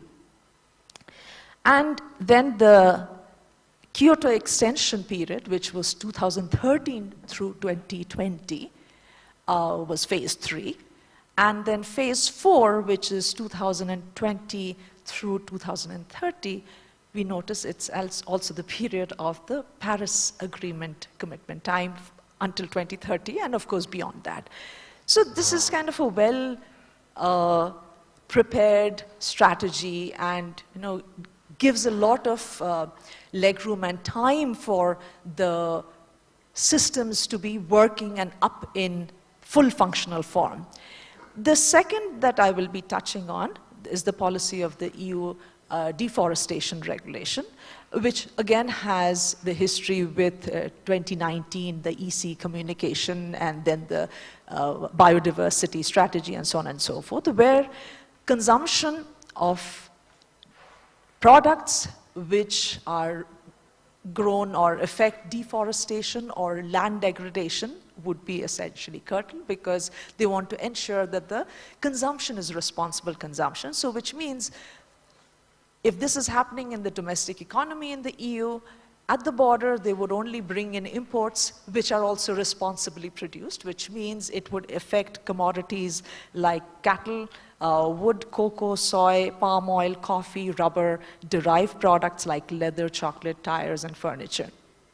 Of course, here the implementation period gives time until 30th December 2025 for large enterprises and 30th June 2026 for small and medium enterprises. I only mention this because it is sometimes important to remember, while on paper it seems there is this time given to trading partners and also enterprises, but the time that the EU has taken goes into decades.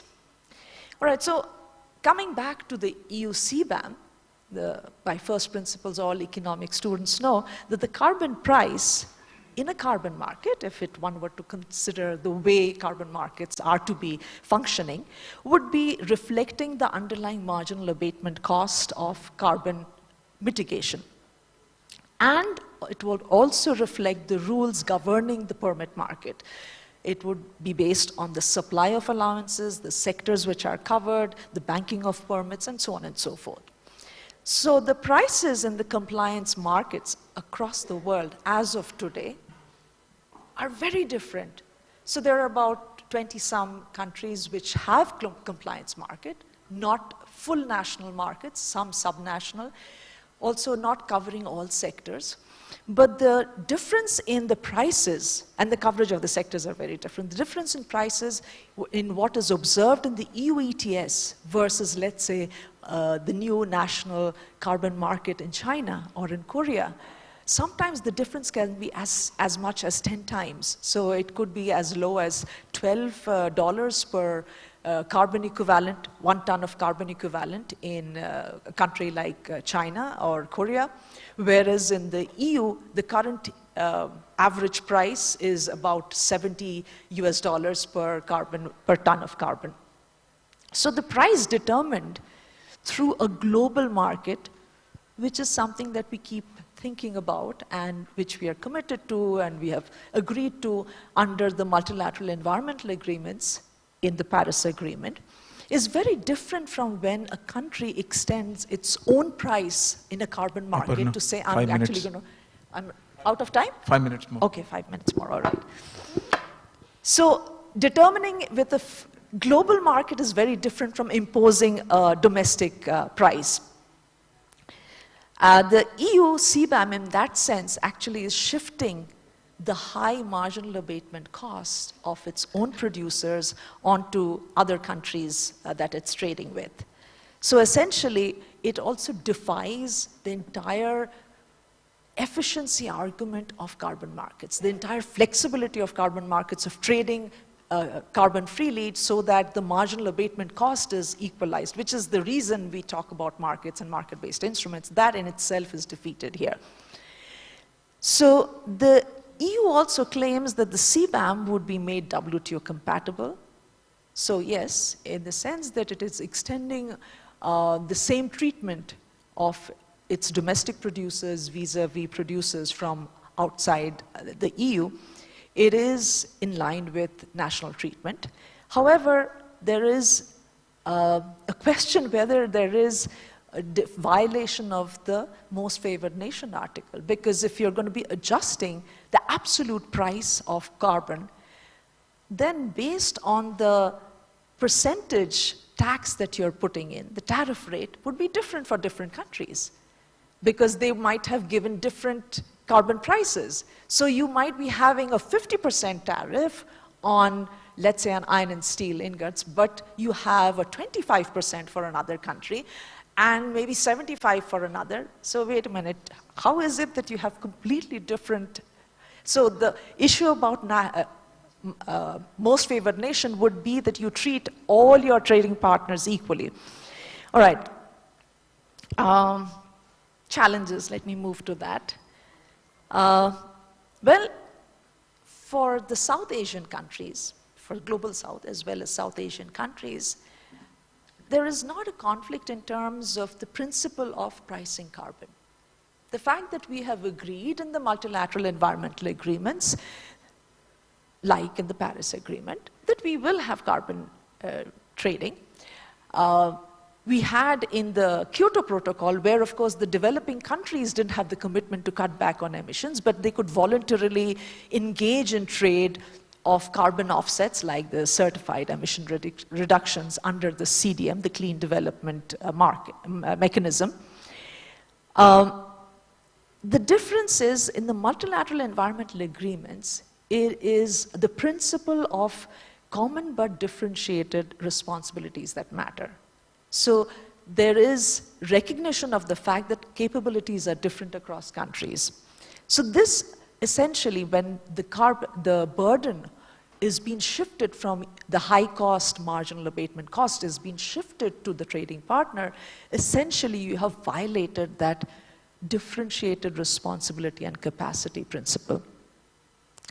And of course, the other challenge that we have is the institutional readiness of countries with having to price carbon. So let's say in India, we have now going to be starting off a carbon trading system. It is going to be a compliance market. So I'm not talking about the voluntary markets, a compliance market, but essentially that setting up time is going to be important. And for the businesses to accept the fact that there is going to be polluter pay is going to take time. Imagine we are thinking about the EU even till date, after 20 years of the EU ETS being introduced, they do not have auctioning. The trade price that we see is amongst the polluters, the industries. That is the EU ETS price that we are quoting. So we still don't have that auctioning. So initially grandfathering has continued and will continue until 2025. And 2026 through 2034 is when the EU envisions that it will gradually move to complete auctioning of carbon credits. So what is the course of action?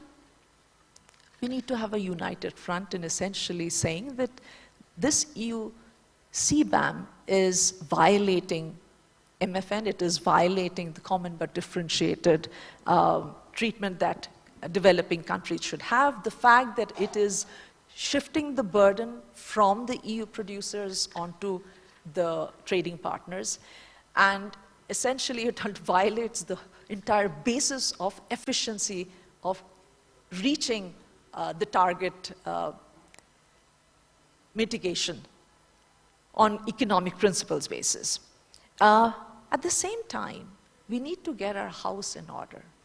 So, up half a minute? Okay, half a minute. So in that, essentially we should have policies which are not conflicting or inconsistent. So even if we say, oh, we are doing something because we are trying to cut down our import bill, it should not be against a deforestation aspect. I think I'll stop here. When I get a chance later on, I'll come back. Yeah. Let me just summarize what both the academicians put on the table. Yeah, let me just summarize both the academicians who put on the table. I think Joel started off with a very interesting concept of, private standards taking the center stage, and how TBT does not recognize private standards in the WTO negotiations, and how the compliance costs for businesses have actually gone up in the across developing countries. Then, he also talked about how discriminatory the private standards can be, and, and uncoordinated, you see there are close to 563 private standards world over. One of my research talks about it, and when you look at it, these are not, cannot be harmonized because they are close standards, which, most of the private standards are very closed. He also spoke about the circular economy and commerce, circular commerce, so how that can bring in serious challenges for when the private standards are accommodated into the main trade arena. Then Aparna spoke about CBAM, largely about CBAM and its issues with respect to carbon, when they pick out as carbon as a pricing factor. And the ETS, you spoke about the 3 phases and of ETS, and how I think in the second phase, where as a second point, you also spoke about the deforestation and its impact, its regulations on the products produced from the forests, which are not given certificates, which will not be taken into considerations in terms of imports into the European Union. And I think you also spoke about the carbon mitigation and its pricing differences. Price differences are close to 10 times in European market, higher than the other markets like China. Very important point was about the common but differentiated responsibilities. And you also spoke about institutional responsibilities in countries which are different, reliance on institutional, what is that you spoke about, institutional reliance, or did you? Huh? The capacity, yeah, capacity of countries, different institutional capacities they have. And it's true, we operate at different institutional capacities when handling these issues at the international trade level concept. So these list of products, issues put on the table, I think how policymakers would try to address them, in terms of the sustainable trade. We start with Vishaka as the first speaker, youngest and gender sensitive, being gender sensitive. Thank you, Dr. Kallumal. And thank you to Dr. Trackman and Dr. Sani for those insightful remarks. At the outset, I would like to highlight 2 very recent and important developments in the trade policy and climate change arena. Firstly, as we are sitting here discussing sustainability-based trade measures and their implications for global trade, at the same time, we are witnessing historic advisory opinion before the International Court of Justice regarding the legal obligation on states with respect to climate change and the obligations on states for breaching their obligations under the multilateral environment agreements. And secondly, this news item from the WTO that I got this very morning regarding WTO DG's annual review of global trade developments. And it says that there is a sharp rise in trade restrictive measures by WTO members between October 2023 and October 2024 as compared to the last trade monitoring report. And if I may quote from that report, there is an increasing evidence of inward-looking and unilateral trade policy decisions creating uncertainty for the world economy. Against the backdrop of these 2 recent developments, the discussion that we are having on sustainability-based trade measures, which includes measures for the protection of environment and climate change mitigation, this discussion is both critical as well as very timely. As countries grapple with the dual imperative of fostering economic growth and addressing climate change related challenges, they are faced with the adoption of sustainability oriented trade measures, and this discussion has become very central to policy debates in the trade policy circle as well as for climate change scholars as well. Countries are adopting a wide range of unilateral measures in pursuance of the objective of climate change mitigation and other environmental protection objectives. While we see a whole lot of countries adopting such measures, the European Union is the forerunner amongst them. The much talked about European Green Deal is the hotly discussed topic nowadays, and the Green Deal has put in place a set of actions and policies for achieving sustainability objectives through trade. The EU's green measures are also the subject of intense debate at the WTO because of two reasons. Firstly, the extraterritorial application of these measures, and secondly, the potential of these measures to act as non-tariff barriers to trade. While it can be said that the intentions behind these measures are noble, for example, to address climate change and biodiversity loss, the potential impact of these measures on global trade flows in general and on developing countries and LDCs in particular is an area of growing concern. And this discussion regarding unilateral trade measures also brings into focus the broader debate surrounding the extraterritoriality of trade measures, quite a loaded phrase. And in this respect, even the WTO appellate body had made certain observations which remain very relevant in the current scenario. I would like to further build upon what Dr. Sahni talked about the EU's deforestation regulation. And one very important aspect of the regulation is that it has extraterritorial effects on the trade of other countries which are exporting to the EU. The regulation applies universally, imposing EU's own production requirements on producers and exporters from third countries, thus making the impact of the regulation felt beyond its own borders. The regulation, in a legal sense, a potential claim can be brought against the regulation, arguing that the measure is a measure with an extraterritorial effect, unilateral action, so to say. But at the same time, on the policy front, the biggest impact of the regulation is likely to be borne by the producers and exporters which are based outside the EU, and thus problematic for developing countries and LDCs which have significant exports of the commodities which are covered under the regulation.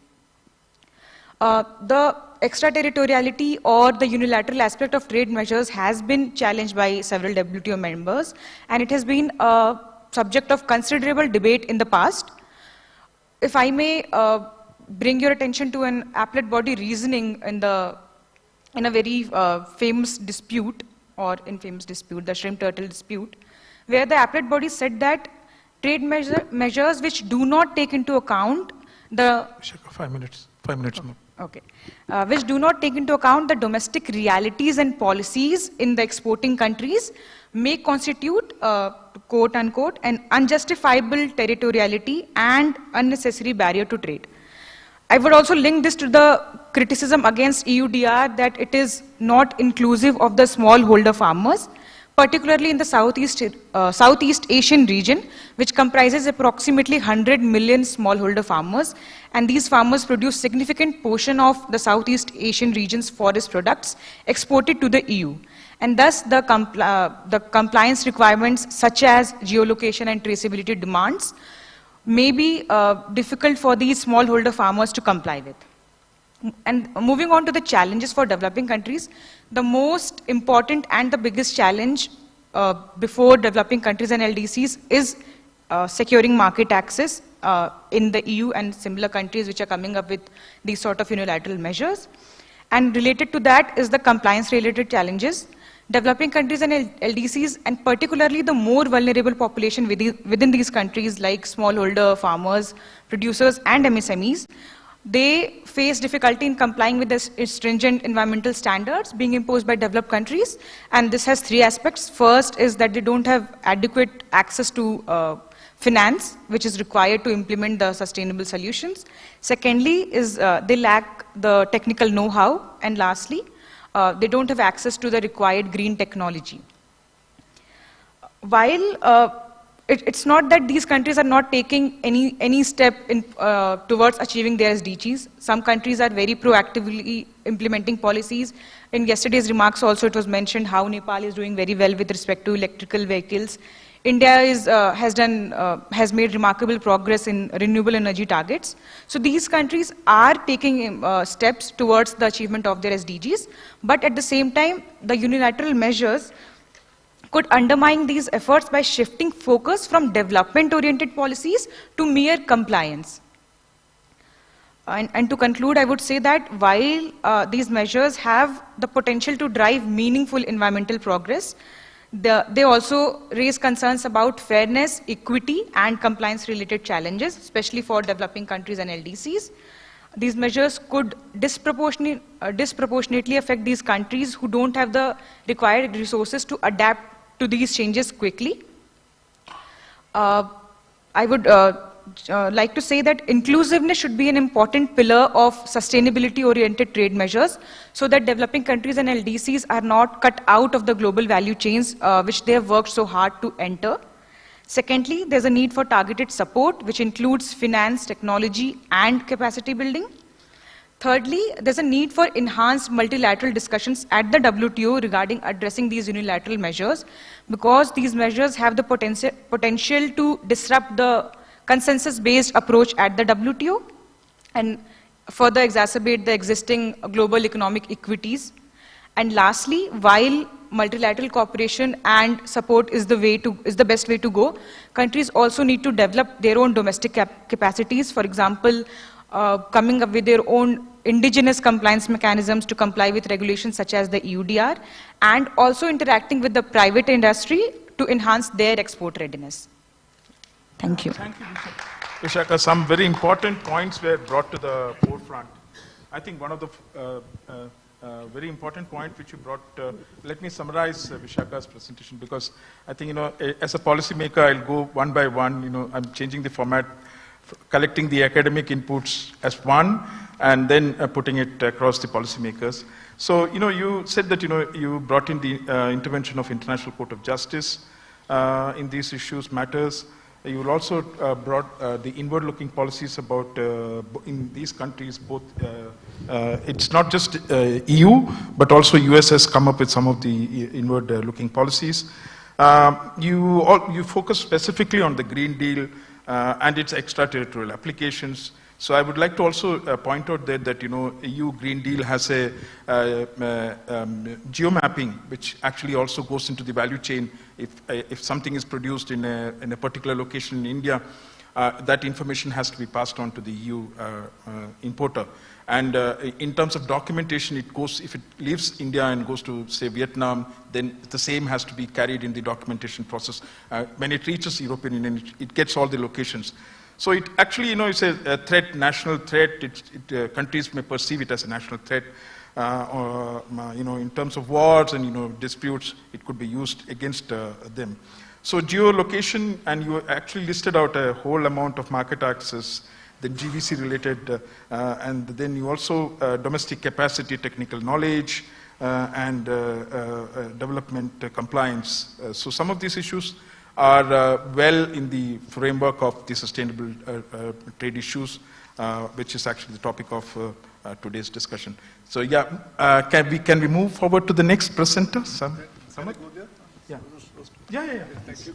Feel free.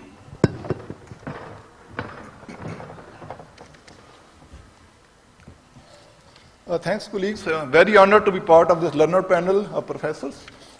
So I am professional trade economist. So trade economists normally look at the things from the different perspective. So being an empirical economist, first thing I like to see is the data. So what does the data say about these measures?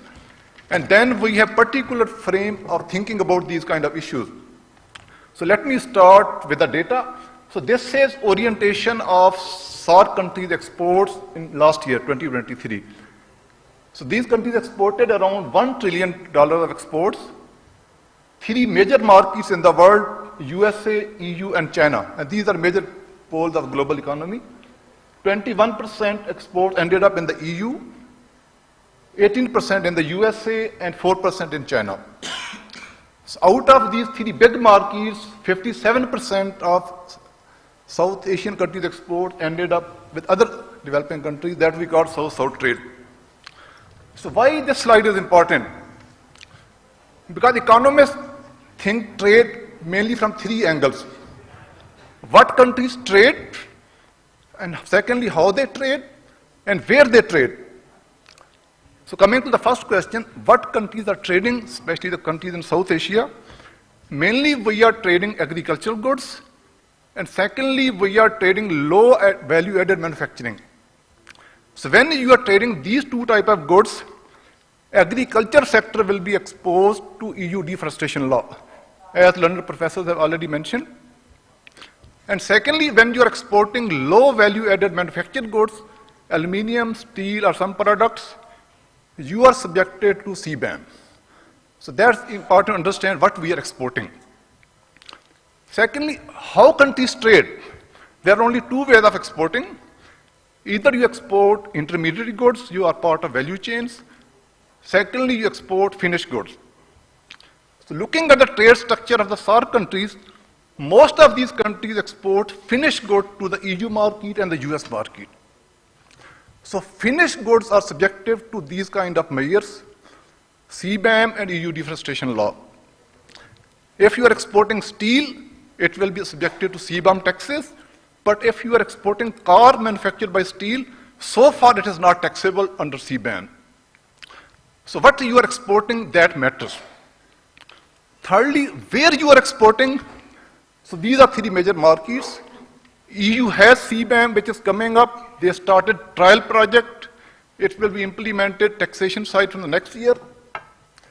The US does not have CBAM at the moment because they don't have domestic carbon price. But it is expected that with the change of presidency with Trump too, they will come up with a CBAM. China is coming up with its own CBAM. So 43% of SAARC countries' exports will be subjected to these kind of measures. But there is a big opportunity of 57% exports which go to other countries. So what these measures will do, deforestation law, CBAM, they will affect South Asia's trade through all these three channels. What we trade, how we trade, and where we trade. So as an economist, we believe that comparative advantage is the basis of the whole trade. And comparative advantage is derived from the production. So when we have these kind of measures, so you have to change your production pattern. You need clean energy, you have to account for carbon. So production cost will go up. That will affect what we are producing. And second channel, it will affect where we are trading. So when you have restriction in the EU market, US market, or Chinese market, trade will deflect. It will deflect to African countries, it will deflect to other South Asian countries, it will deflect to South American countries. So there will be a kind of deflection which we will observe in the trade. So these will be kind of challenges we will be facing. So with this background framework, so let me see what we can do to mitigate these challenges. So I work for international organization. So first thing which we always suggest that we need to talk about multilateral and plurilateral arrangements. Mainly, we need to strengthen WTO rules. WTO, we know, is under pressure, has always been under pressure, but strengthening of the WTO is important because that is the only organization which frames trade rules. And it talks about the climate rules, and it is voice of the business in climate forums. So WTO is the only forum which will talk about trade in COP29 and COP30. It will talk about trade at COP16 and biodiversity. So we can't go out of the WTO rules. And there are other frameworks like Joe has mentioned, Bridgetown Initiative, which tries to bring trade into the climate dimension. Then other environment goods. So WTO had this agreement on climate-related goods since 2014, which was never approved, mainly because of one major issue, whether the bicycle is the environmental goods or not. So these kind of petty issues have held this agreement back. So we need to bring that debate back to the WTO and strengthen these kind of issues. Second, because most of the trade we see is regional. Around half of the trade takes place under RCEP, under CPTPP, under NAFTA and other EU agreements. But we don't have that kind of arrangement in Asia. It's very much fragmented. We have been talking about SAES yesterday, but that doesn't seem to be much water in the game. Maybe we need to talk about harmonized standard and more around South-South trade. So as I have shown in the first slide, 57% of the trade is in the developing countries, where I see the potential to overcome these kind of measures. And then there's a big space to learn from each other, what we call peer learning. In Commonwealth, we have the arrangement called Commonwealth Connectivity Agenda, which helps member countries to learn from each other's experiences and transfer of technologies. But much of the action has to be done at the national level. We can keep on talking about multilateral issues, regional issues, but ultimately countries have to take account of themselves. What countries have to do? The first thing which comes to my mind is countries need to get ready for carbon pricing. Samat, 5 minutes. Sure, I will finish in 3 minutes. So carbon pricing is coming, and it will come in other countries also, so we need to have our own arrangement, CBAM system, or border carbon adjustment prices. So it's important that if EU is going to tax your exports, why not to keep that revenue at home? So countries have to come for their own kind of arrangements. Secondly, especially for this region, we need digital tool to ensure compliance. What these kind of measures, PCAs as well as EU differentiation law, they want transparency of supply chains. We need to account for scope 1, scope 2, scope 3. We need to have tracing from farm to fork, and that can only be possible through digital tool. And the two common digital tools are AI and blockchains. And we have competitive advantage, especially in India. They got good technology background, so that can help to ensure this transparency. Third thing which countries can do is green innovation. And innovation mainly happens through two channels. One is through subsidies, and other through the tax cuts. The best example for green innovation comes in my mind is Romania. Romania has exempted IT professionals from tax cuts and IT firms from the tax cut for the last 10 years, and you can see how big exporter of IT services they have become. And finally, we need to work very, very closely with the private sector, because private sector has to implement these regulations. So we need capacity building measures for SMEs as well as MSMEs we were talking about yesterday. And then financial and technical support for capacity building. So I will stop here and we can pick up some of these issues in discussion. Thank you. Thank you so much. It was a wonderful presentation. So, you actually brought out the data onto the table. 1 second. Yeah. So I did not show last slide. Okay. You have time next. Okay. Yes. Yeah. So, you looked at the composition of trade in terms of, say, agriculture and low-value manufacturing products. That was wonderful. So we know what we are dealing with, because most often what concepts are floated globally, and these do not carry underpinning taxonomy behind the concepts. Like green, yesterday I asked a question, green trade, what are we talking about green trade? What's the taxonomy of green trade? Composition of green goods. So I think, in that context, Preetham had thrown up the APEC list, one of the 54 products which actually could have been taken forward as a starting point. But the problem there was, largely it was export and import between the big players. So there was a problem there. And also non-tariff measures was heavily intended.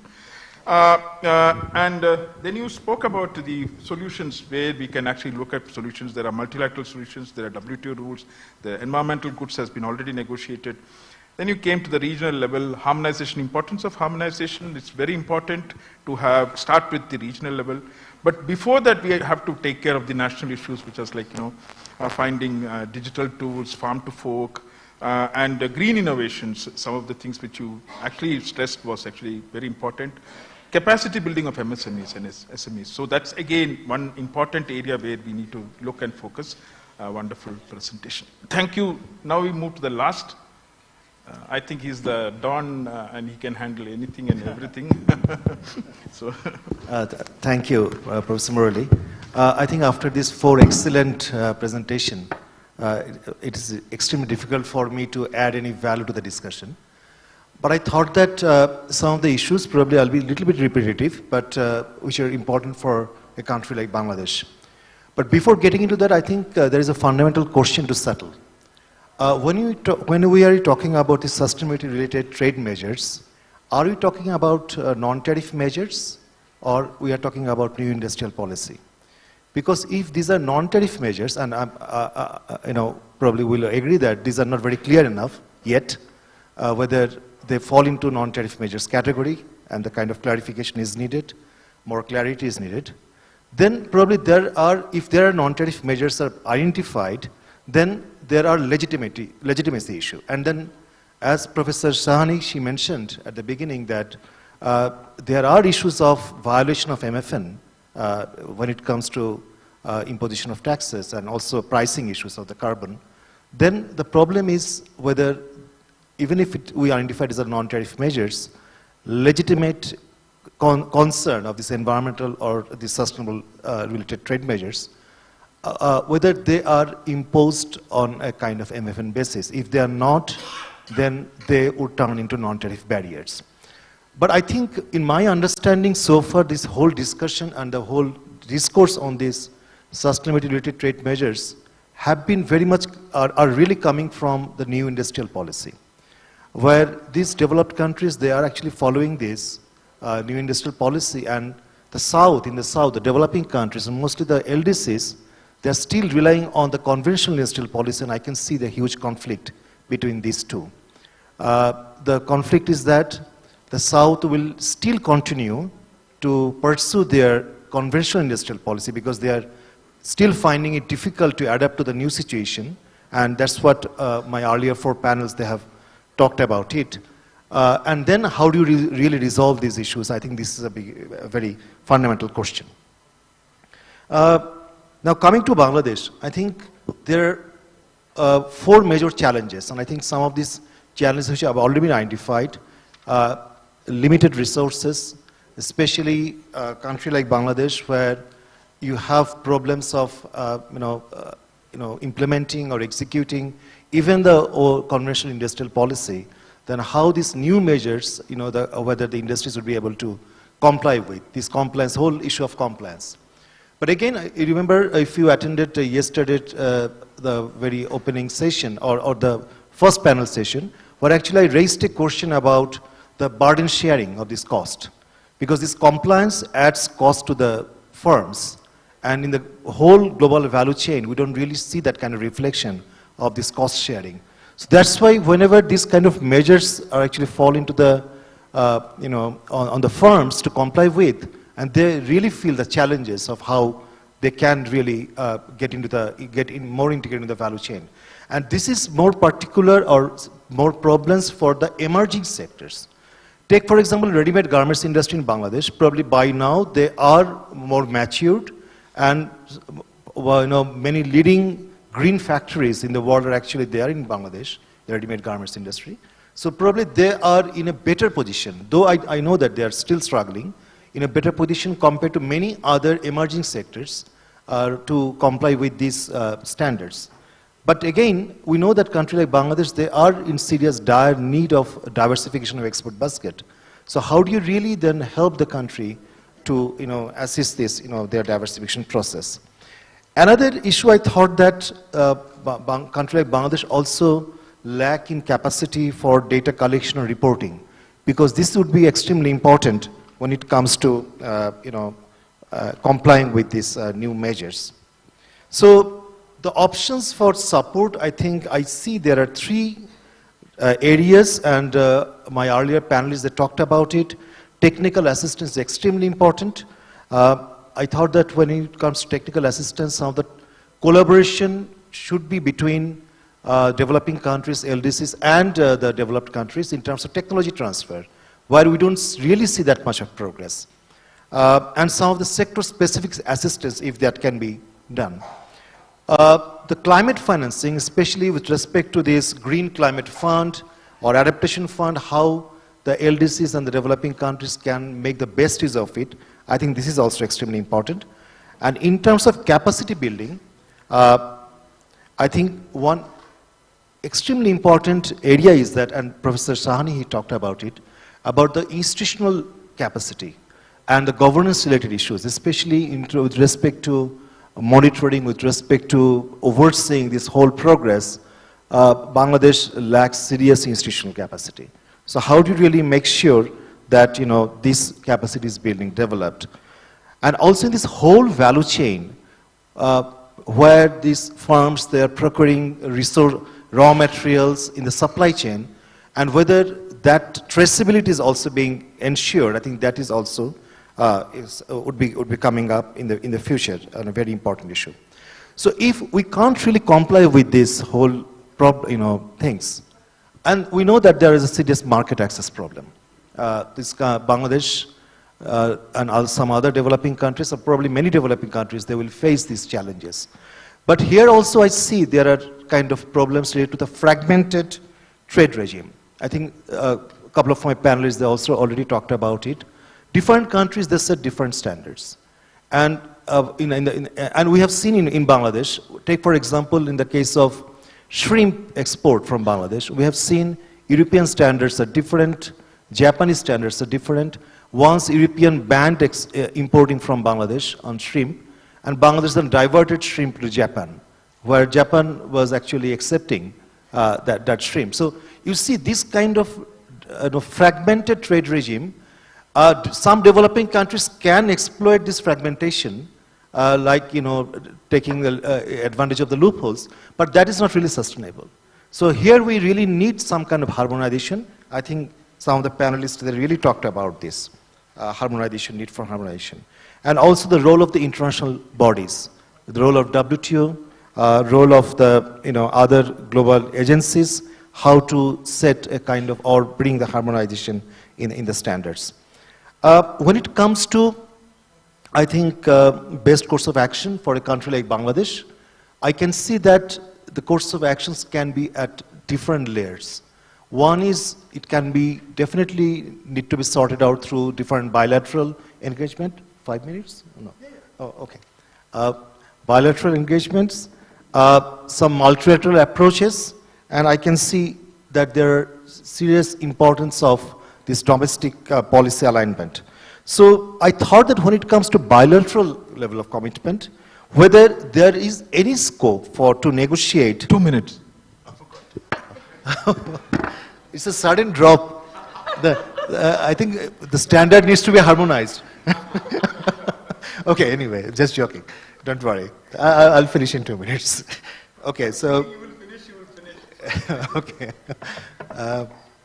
So I thought that whether there is any scope to negotiate tailored sustainable standards.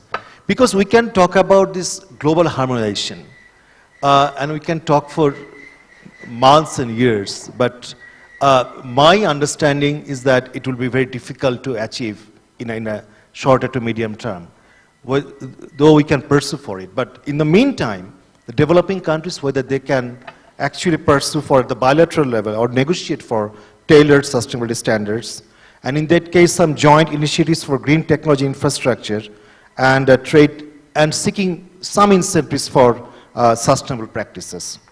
At the multilateral approach, I thought that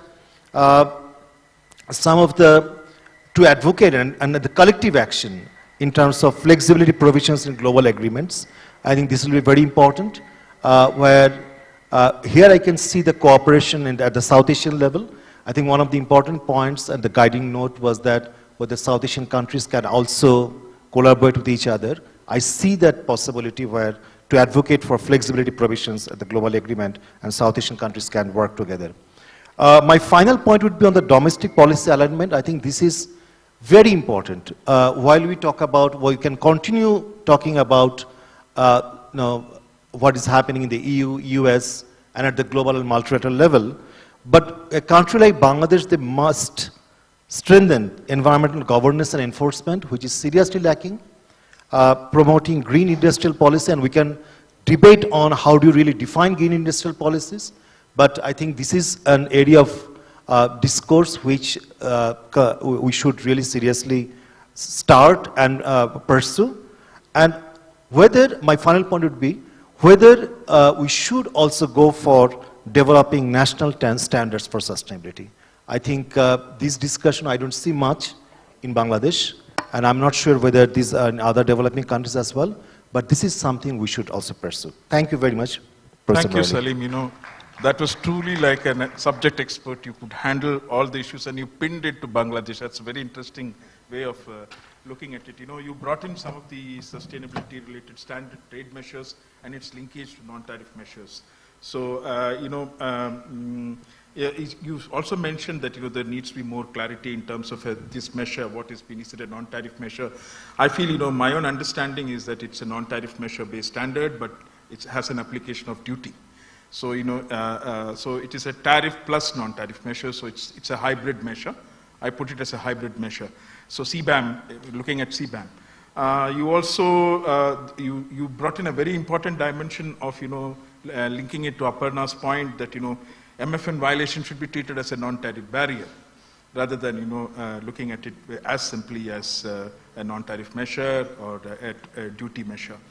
Another important point which you said was, you know, conventional industries are struggling to match up with the measures, various measures, and here comes a new element to it, you know, green and, you know, all those unilateral measures from the, you took the example of green ready-made industries which are mostly green and better placed, but they are facing serious trouble and, you know, moving forward. You also indicated towards that. You brought in the area of capacity building, need for data collection, which is a very important element, and reporting. These are, I think, two important things which has to be kept, you know, it has to be kept. Data collection and reporting has to be kept for 5 or 15 years, I think, you know, with the country or the company. There is a role for technical assistance on technology, and sector-specific attempts should be made. Capacity building, you build upon the institutional differences, capacity differences, which Aparna brought in. You also looked at the value chain implications of it, and a very important aspect which you brought in was market access, ultimately, when we look at all these issues. And also the fragmented approach in terms of standards, EU standards and Japan standards, and the difference in the method and the treatment and its application. So with these, you know, I now would like to open the floor to the general public audience. Can I have some questions? Yeah, starting from here. Preetham. And also, next is... Thank you very much. I'm Preetham Banerjee, Head Center for WTO Studies, and my question is for the two lawyers in the panel, but it takes from Dr. Swani's point. So we know that we have only two types of border measures that we apply. One is a discriminatory tax. Discriminatory meaning customs, which means it violates national treatment, but is MFN applied on an MFN basis. And the second is what we call an equalization levy, which is national treatment. It's my domestic tax, which I apply on my own industries, but I also apply it at the point of entry at the border. Now, I think what Professor Swani was trying to refer to is that it meets the treatment of national treatment if I assume that the intent was to match the euro or dollar figure that the European firm is paying for the same amount of mitigation vis-a-vis another firm from outside. So that's where the price difference is being adjusted.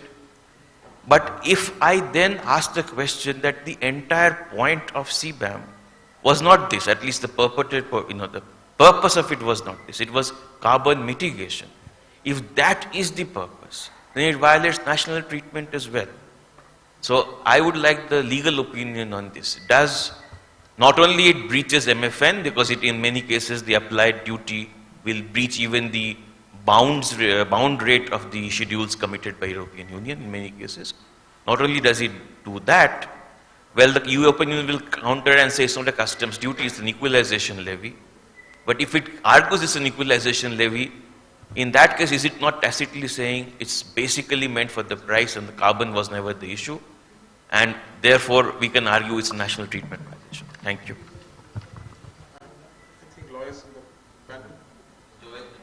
Trackman, Dr. Trackman, and of course Vishak. Yeah, I think should we collect more questions and then respond? Yeah, sir. Thank you, Chair. Mustafizur Rahman from Center for Policy Dialogue. My question is to Salim. Salim, you have mentioned that MFN violation should be treated as an NTM, non-trade. NTB or, okay. NTB. Okay, NTB, okay. Now, many of these standards you have rightly mentioned are also country specific, okay? So, would you like to have a strong multilateral agreement with regard to this? So this is one. And you then at the end also mentioned about developing national standards, okay, for sustainability. Then if there are multiple standards, then what should the national standards comply with? You know, that's the challenge also, the second challenge. So I would like to have your request, your comment on that. Thank you. The mic can go to the last, please. I think the mic can go to the. My query is for the panelists. New coming US President Donald Trump is ignoring on the carbon trade related all the international instruments. How far it take impact in the world trade in the context of the climate change? And second query, WTO dispute settlement mechanism has already been collapsed from last 4 years. How it is possible to revive the dispute settlement mechanism of WTO? Thank you. So, yeah. Hi. My question is primarily directed to... Introduce yourself. Introduce yourself. Hello. My name is Kamya. I am a young professional at the Center for WTO Studies. My question is primarily directed to the lawyers, but I think it also bodes well with the policymakers as well. And I think a phrase that was used in the previous session by some economists was fragmentation of, say, funding being development funding or climate funding.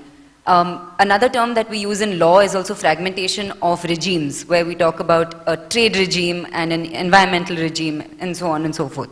So in this era of fragmentation, what most regimes try to do is harmonize within themselves. Like Vishaka also pointed out, the ICJ is currently speaking about this, speaking about the implications of different countries and whatnot.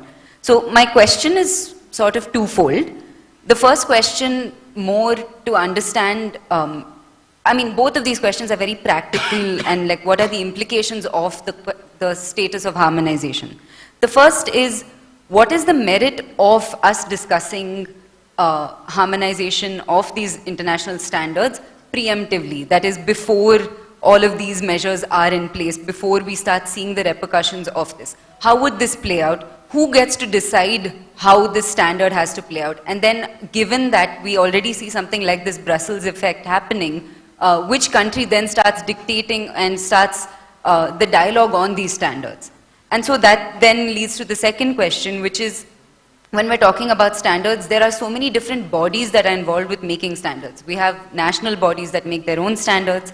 Then we also have the TBT committee talking about these during their meetings.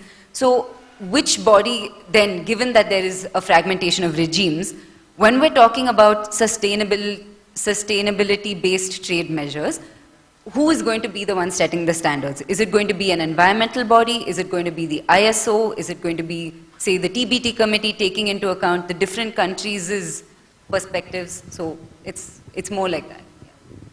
Fragmented. Okay. So now I think we have collected a couple of questions. I think we should start with the law portion, or how should we go about? It should be lawful. Lawful, yeah. Law first. Joel, are you there online? Thank you. Can you hear me?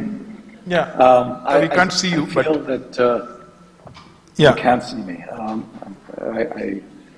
I think maybe the technical people can remedy that. Yeah, now you've come online. Yeah. Thank you. Let me begin by saying something about in response to Dr. Banerjee's question, which of course is very well framed, and this whole panel and discussion has been extremely illuminating. You know, there is a possibility that the CBAM can be challenged as an excess tariff. But the fundamental question, even if it is challenged as an excess tariff, is whether it's discriminatory in the national treatment sense, actually. Under Article 2 and under Article 3 of the GATT. And there, I do want to say that, you know, it may be that the result of the CBAM is to apply different adjustments to different countries. Dr. Sawhney explained this, that if you have different carbon prices in different countries, then the CBAM would adjust to take account of those different carbon prices, but not necessarily different other emission reduction techniques. So it's possible, and in fact, in my judgment, it may be likely that the CBAM would violate either Article 2 tariff or Article 3 national treatment, or possibly Article 1 most favored nation treatment. The fundamental question there will be whether the CBAM can comply with Article 20 exceptions. And there, you know, there's nothing in WTO jurisprudence that says that either unilateral measures or extraterritorial measures are necessarily a violation. In fact, the appellate body has said that unilateral measures are what you would expect to be defended under Article 20.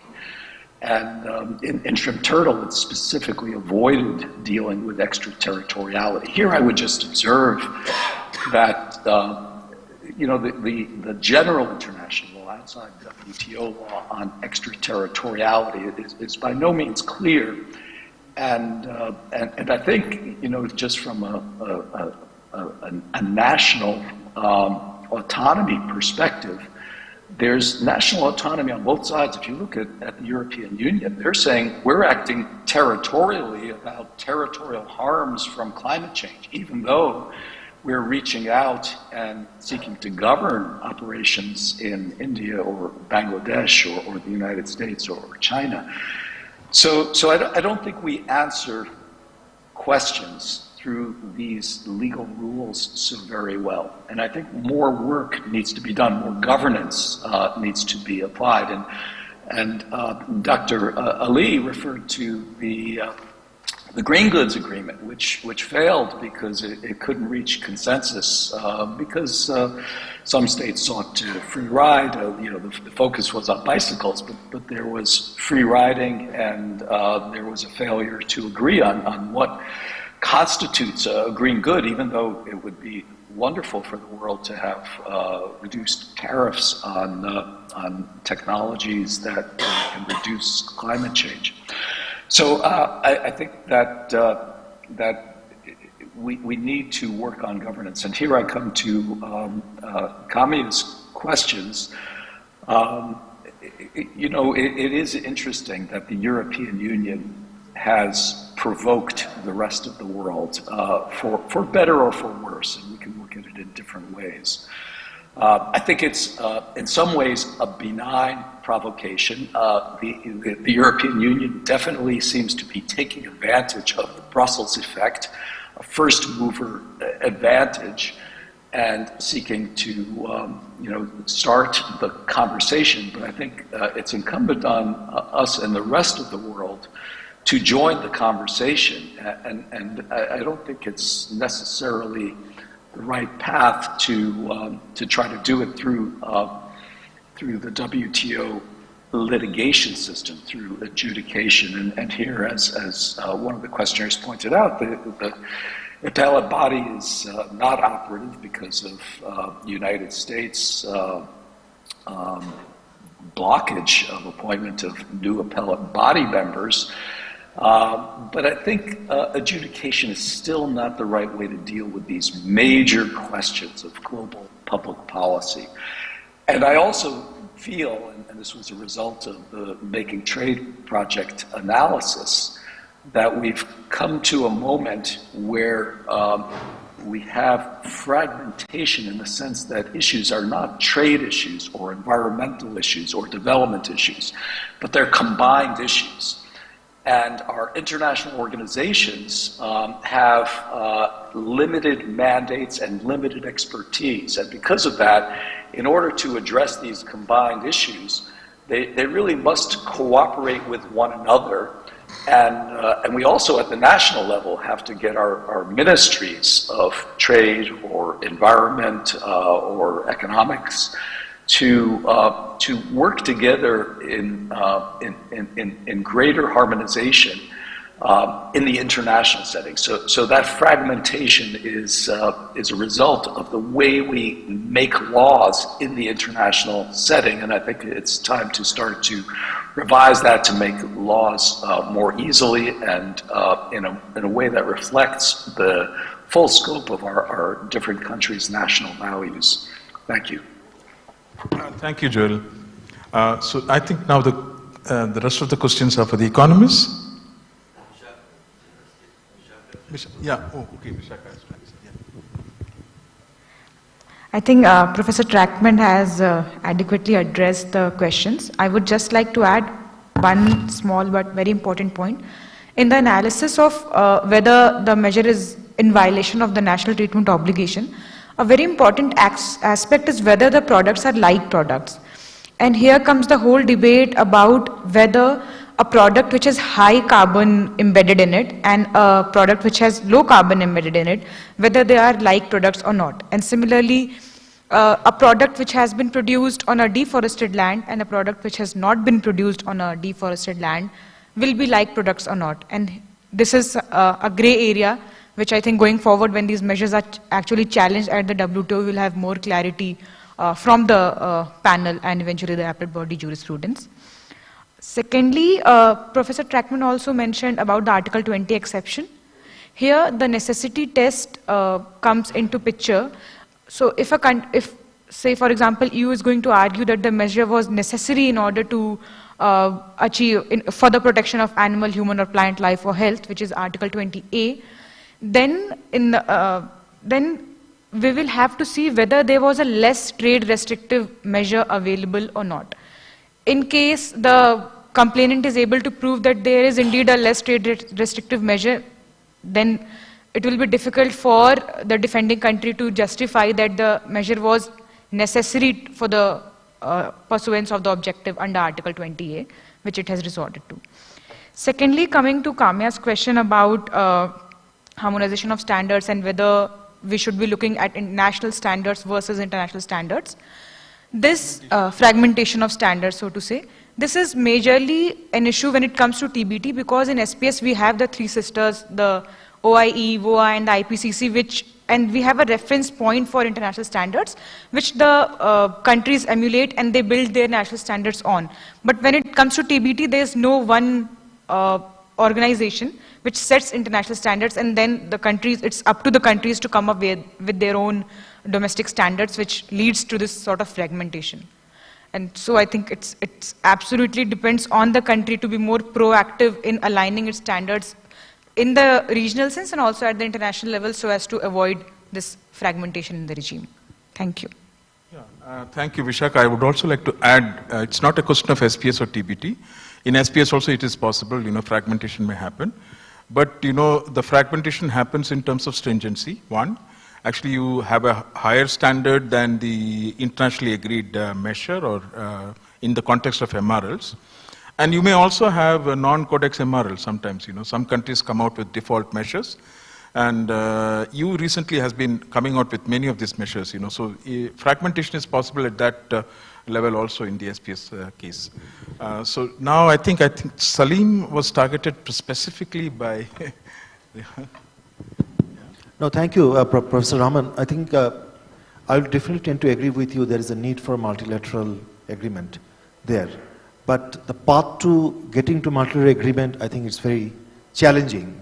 Especially, I'm not sure about the future of WTO, the way in the Trump 2.0, and how it will take shape, and whether, to what extent and how intensively and extensively we can take these issues in the WTO and get some very meaningful outcome of it. So I think that's something for the future we should definitely leave it. But at the same time, as I said, in that process we should also try other means, bilateral level, regional level, and bilateral level too, we should do that.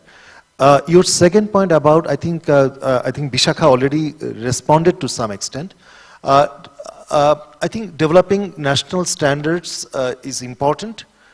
When I talked about it, it's about more of the convergence towards the international standard. But as we agree that there are, fragmentation in the international standards too. But I think if I want to be more specific, I would say that Bangladesh needs a national policy for standards for sustainability.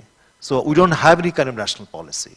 So I think this is something very important, so that we get the important stakeholders on board to discuss these very important issues. Thank you. Yes, Salim, I would also like to point out that, we, in India, we have a Indian National Standard Strategy. So I think you can pick some clues from there, because you could look up that document, maybe adopt something and maybe discard some other things. Do any other panel members would like to respond to the questions? Yeah, Aparna. Aparna, yeah. Okay, thank you. I think a lot of the discussion has been whether this CBAM is compliant with the WTO rules or not. So as we know, the two basic pillars of the multilateral system are MFN and the national treatment. I am not a lawyer, but the way international system is based on for trading, all goods are classified on the basis of HS system. And HS system is the basic pillar of international trading. So let me take the example of steel. So steel, which is subjected to CBAM, is classified under Chapter 73. And the WTO laws says Chapter 73 is steel. It doesn't say steel manufactured in India or steel manufactured by the green hydrogen in Namibia. Steel is steel. If you are sending steel from India to EU, it should get the same treatment as the steel coming from Namibia. So on the basis of the production processes or the energy input, so you can't change HS code of the products. HS code remains the same, so then it seems to be clear-cut violation of the MFN. Then I might be wrong, but that's my understanding. Coming to the perception of national treatment, the national treatment says that you give foreign goods the same treatment as your domestically produced goods, and then you give the same treatment to all foreign goods in similar manner. If suppose India has its own CBAM and you are taxing goods, carbon at home and sending to the EU, and your price is not equal to the EU carbon price, so you might be charged, say, $1 per ton of steel. But Pakistan doesn't have CBAM, and you are sending the goods to EU, and you get charged $4 per dollar. So there is a discrimination between goods going from India and goods from Pakistan. And then there's discrimination against the goods which are being produced in the EU. So there is a tripartite kind of discrimination. So basically, it seems that you are violating the national treatment rule also. But ultimately, WTO dispute settlement panel has to decide, which is not in place. But this is the way that the interpretation and the basic pillar of the WTO frameworks look like. Thank you. Can I just respond to that? See, when you look at the EU identification, there's a 10-digit code, there is a 6-digit code, and 6-digit is the basis at the international level, harmonized. Then 10-digit is country's national code. Then you have 12-digit, which actually takes into care of 3 seasons, autumn, summer, winter. Then you have the last 4 digits for 2 technical details. So it's 14-digit tariff system code, tariff coding. So EU can come up with that, very complicated tariff coding system for addressing the similarity-related challenges. Okay, so when you argue similarity, products are similar in terms of characteristics and in terms of product characteristics. Then you can say, okay, more than 20% carbon is this code, and less than 20% is this code, and higher than. So it can come up with various combinations and permutations and combinations. So yeah, so I think there is a concern and challenge which I want to throw up. It's been used in agriculture, And the non-ad valorem tariffs have been used largely. So, yeah, just want to tell you. Yeah. This is not in response to any question because I'm not sure I had any questions. No. This is in response to the fact that I thought I'd get 2 extra minutes. Yeah. Okay, yeah. Because there were a couple of things I wanted to say in terms of strategy.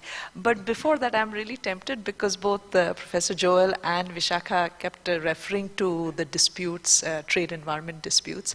So without getting into like products, I think since you mentioned the shrimp turtle case, as well as Professor Joel had talked about the earlier tuna dolphin, both of the cases had dispute 1, dispute 2 kind of a thing. What was very clear from both the pre-WTO tuna dolphin case as well as the post-WTO, the shrimp turtle case.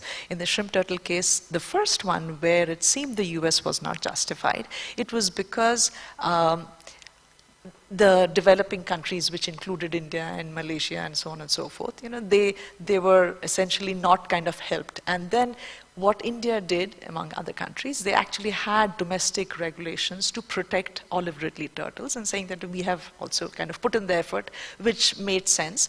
And it was linked to also multilateral environmental agreements. So there is this relationship between the recognition of multilateral commitments. So as long as EU takes an action in terms of EU CBAM, saying that this is essentially for their commitment under Paris Agreement for the climate mitigation, it would be in that sense, quote unquote, justified. And so that is why I kind of said that, the South or South Asia in particular is not averse to carbon pricing, but it's obviously the way it has been implemented. I'll stop here in concern with those disputes. I just wanted to say I think it also adds to what Salim was talking about, that what are the strategies going forward in terms of what one can do amongst the South Asian countries at the multilateral level, a united front against discrimination and violation of common but differentiated responsibilities. Second, the regional aspect where we are looking at South Asian trade in particular and pushing for greater integration. Even things like trade facilitation, where we essentially make for smoother transport, helps in climate mitigation because you're actually directly reducing the scope 3 emissions because less trucks are idling in the border, so less emissions. But more importantly, in terms of accounting for carbon, that carbon accounting exercise is something that we really need to do at the regional level. It will also help us identify the different points in the supply chain where there is greater emissions and therefore greater scope for reducing. And at the national level, which I was kind of referring to in terms of setting our house in order and going back to data collection and reporting, simple things like actually ensuring that your energy use and the fuel mix is reported in detail, because we work with plant level data in the, let's say, for example, for India, the annual survey of industries, the ASI data, or for that matter, the CMI prowess data, which is at the firm level. It is very disappointing that post 2014, we are actually seeing less reporting on the energy use by fuel. Yeah, exactly. So it's essentially tracking the emissions at the manufacturing plant level. For some reason, it kind of did because of the Industries Act. They made some changes and in the form and what has to be reported. Now that's why I said there's issue of the consistency, and you can't have your own policy. So when India is now proposing to have, and it's going to be having a carbon market, compliance market, based on the unit of energy efficiency. And it is going to be a successor to the PAT, which was also referred to in the previous section.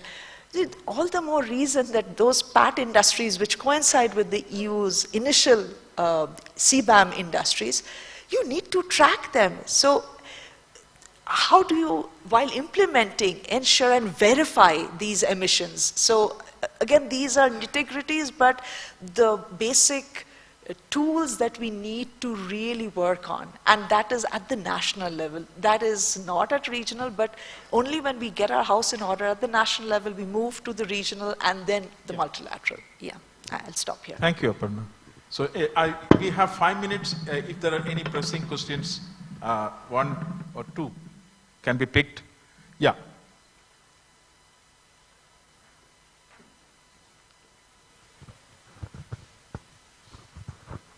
Since there is some time, optimum utilization of time should also be done, resource efficiency. If you talk about Indian case, in the same industry, emission intensity of different companies are very different. Very high, which are old companies, old factories, and relatively pretty new factories are very reasonably low. What would be CBAM rate, different rates for different companies or same rate for all companies coming from one country? Now if that happens, then those who are taking autonomous measures to improve their emission efficiency, they will be penalized and they would not take further measures. So is it a good approach? Second question is that now Trump coming, he is going to act very violently if EU goes for CBAM, especially on US products coming, and China would follow suit, maybe other countries also. So what is the possibility of this CBAM getting end of light? Like we heard similar measures for several years, for goods, for EU aviation tax, which they still talk about aviation tax. There also we heard arguments like, just 2 companies making aircrafts, Airbus and Boeing. There are others, but very insignificant. Now, if you are talking about more efficient aircrafts, are you talking about discarding the old aircraft and buying new from our own companies? Now, discarding old aircraft and manufacturing a new one, on a life cycle basis, what is more efficient in terms of emission? Or shortening the life of existing aircraft, is it a good idea? If you also talk about emission that occurs in the process of manufacturing a new aircraft. So I think these are the 3 questions that you might address. Anybody? Thank you. Any takers for those questions?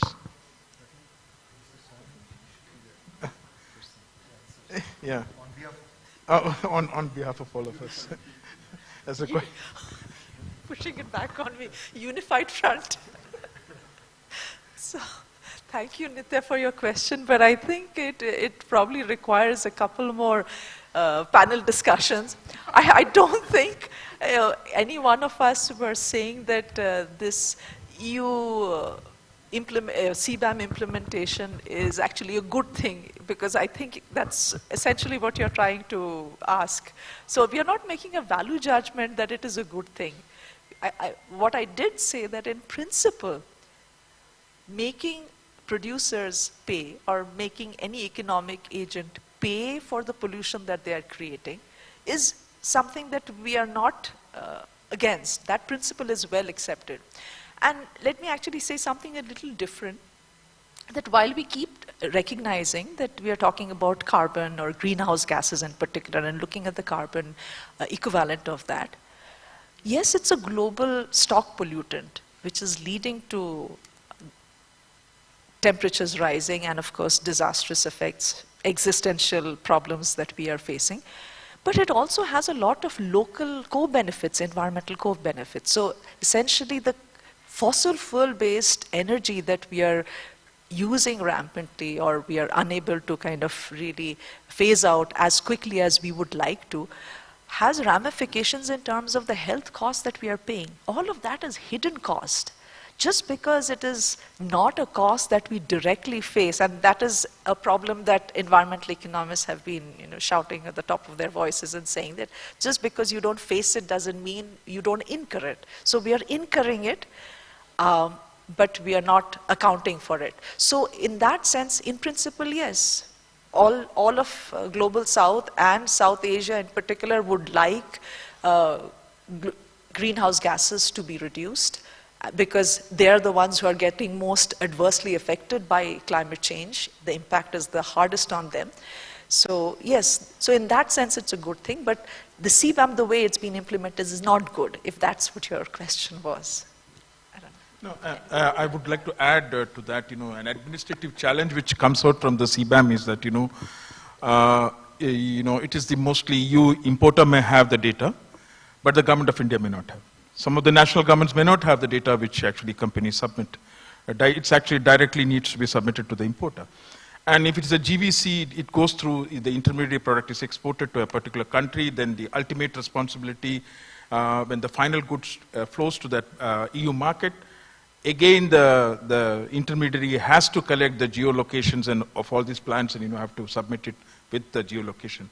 So when we are looking at whether it will be a company based, all these things have to be has to come out with more clarity. It may be an average, it could be for a country, or it could be for a product, it could be an average. So there are, many things have to still come out. I think if somebody needs to second my answer, because I may be partial with my information, so you're free to come in. I can do that. Yeah, please. Okay, thanks. I think this observation that each company's production process is different, so each company's carbon price which they face in the EU market will be also different. I think that is the whole basis of this complication, how complicated the system is. But as our moderator has mentioned, it is not the responsibility of the exporter to prove that this CBAM is applicable on EU importer. So importer has to prove that the goods which he is buying from any country, so what is the carbon content of that goods? But ultimately it has to trickle down back the supply chain and he has to collect the data from the producer. So he has to prove, but on the EU side, they don't have to pay upfront. It's not the tax what the EU claims. What the importer has to do, they have to identify the carbon contents of the import, then they have to buy permits, where CBAM permits from the EU market and surrender those permits at the end of the year, equivalent to the carbon contents. So it's very complicated. So devil is in the details. So similarly, on the other issue of geolocation, it is, which will affect coffees and tea and other products related to wood. It is again the importer which has to show the transparency and other things that all these supply chains are free from human rights violation and they don't count to deforestation. Coming to the other side of which you mentioned, the CBAM, the potential of CBAM in the US, because EU has this domestic CBAM, they are providing these permits, so why they are doing through the CBAM, that they want to expand this to other markets. So they have kind of balancing argument that we have domestic price and we want to impose external price also to balance it. US doesn't have domestic price of carbon. Their argument is that they are accounting for the carbon through regulations. Their energy is more clean and they have strict regulation for the industry to cut emission. That's why they want to impose these carbon price on external markets. So their argument is completely different from that of the EU argument. Thank you. Yeah, so I think we have come to a conclusion of a wonderful round of discussions. So they require a big applause, please, from the audience. Yeah, a small gift from the center side. I think Vishaka, can you do the needful justice? Oh, Vishaka is on the receipt side. This is for the ladies. Okay. Please come. So thank you for your contribution. We are exactly on that. Yes, yes. This is for Adi Aparna. Thank you. Thank you for being part of this. And for the thank you. Thank you. Thank you.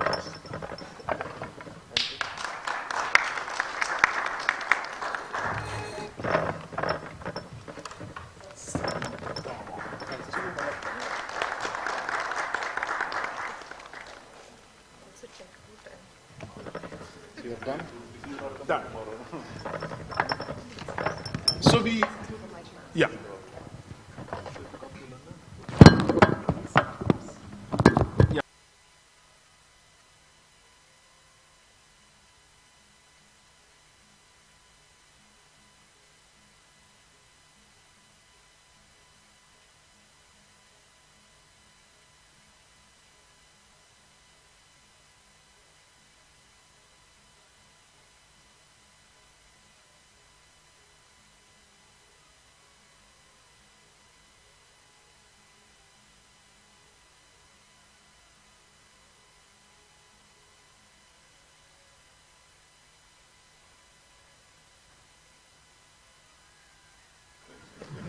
Sometimes it's a complicated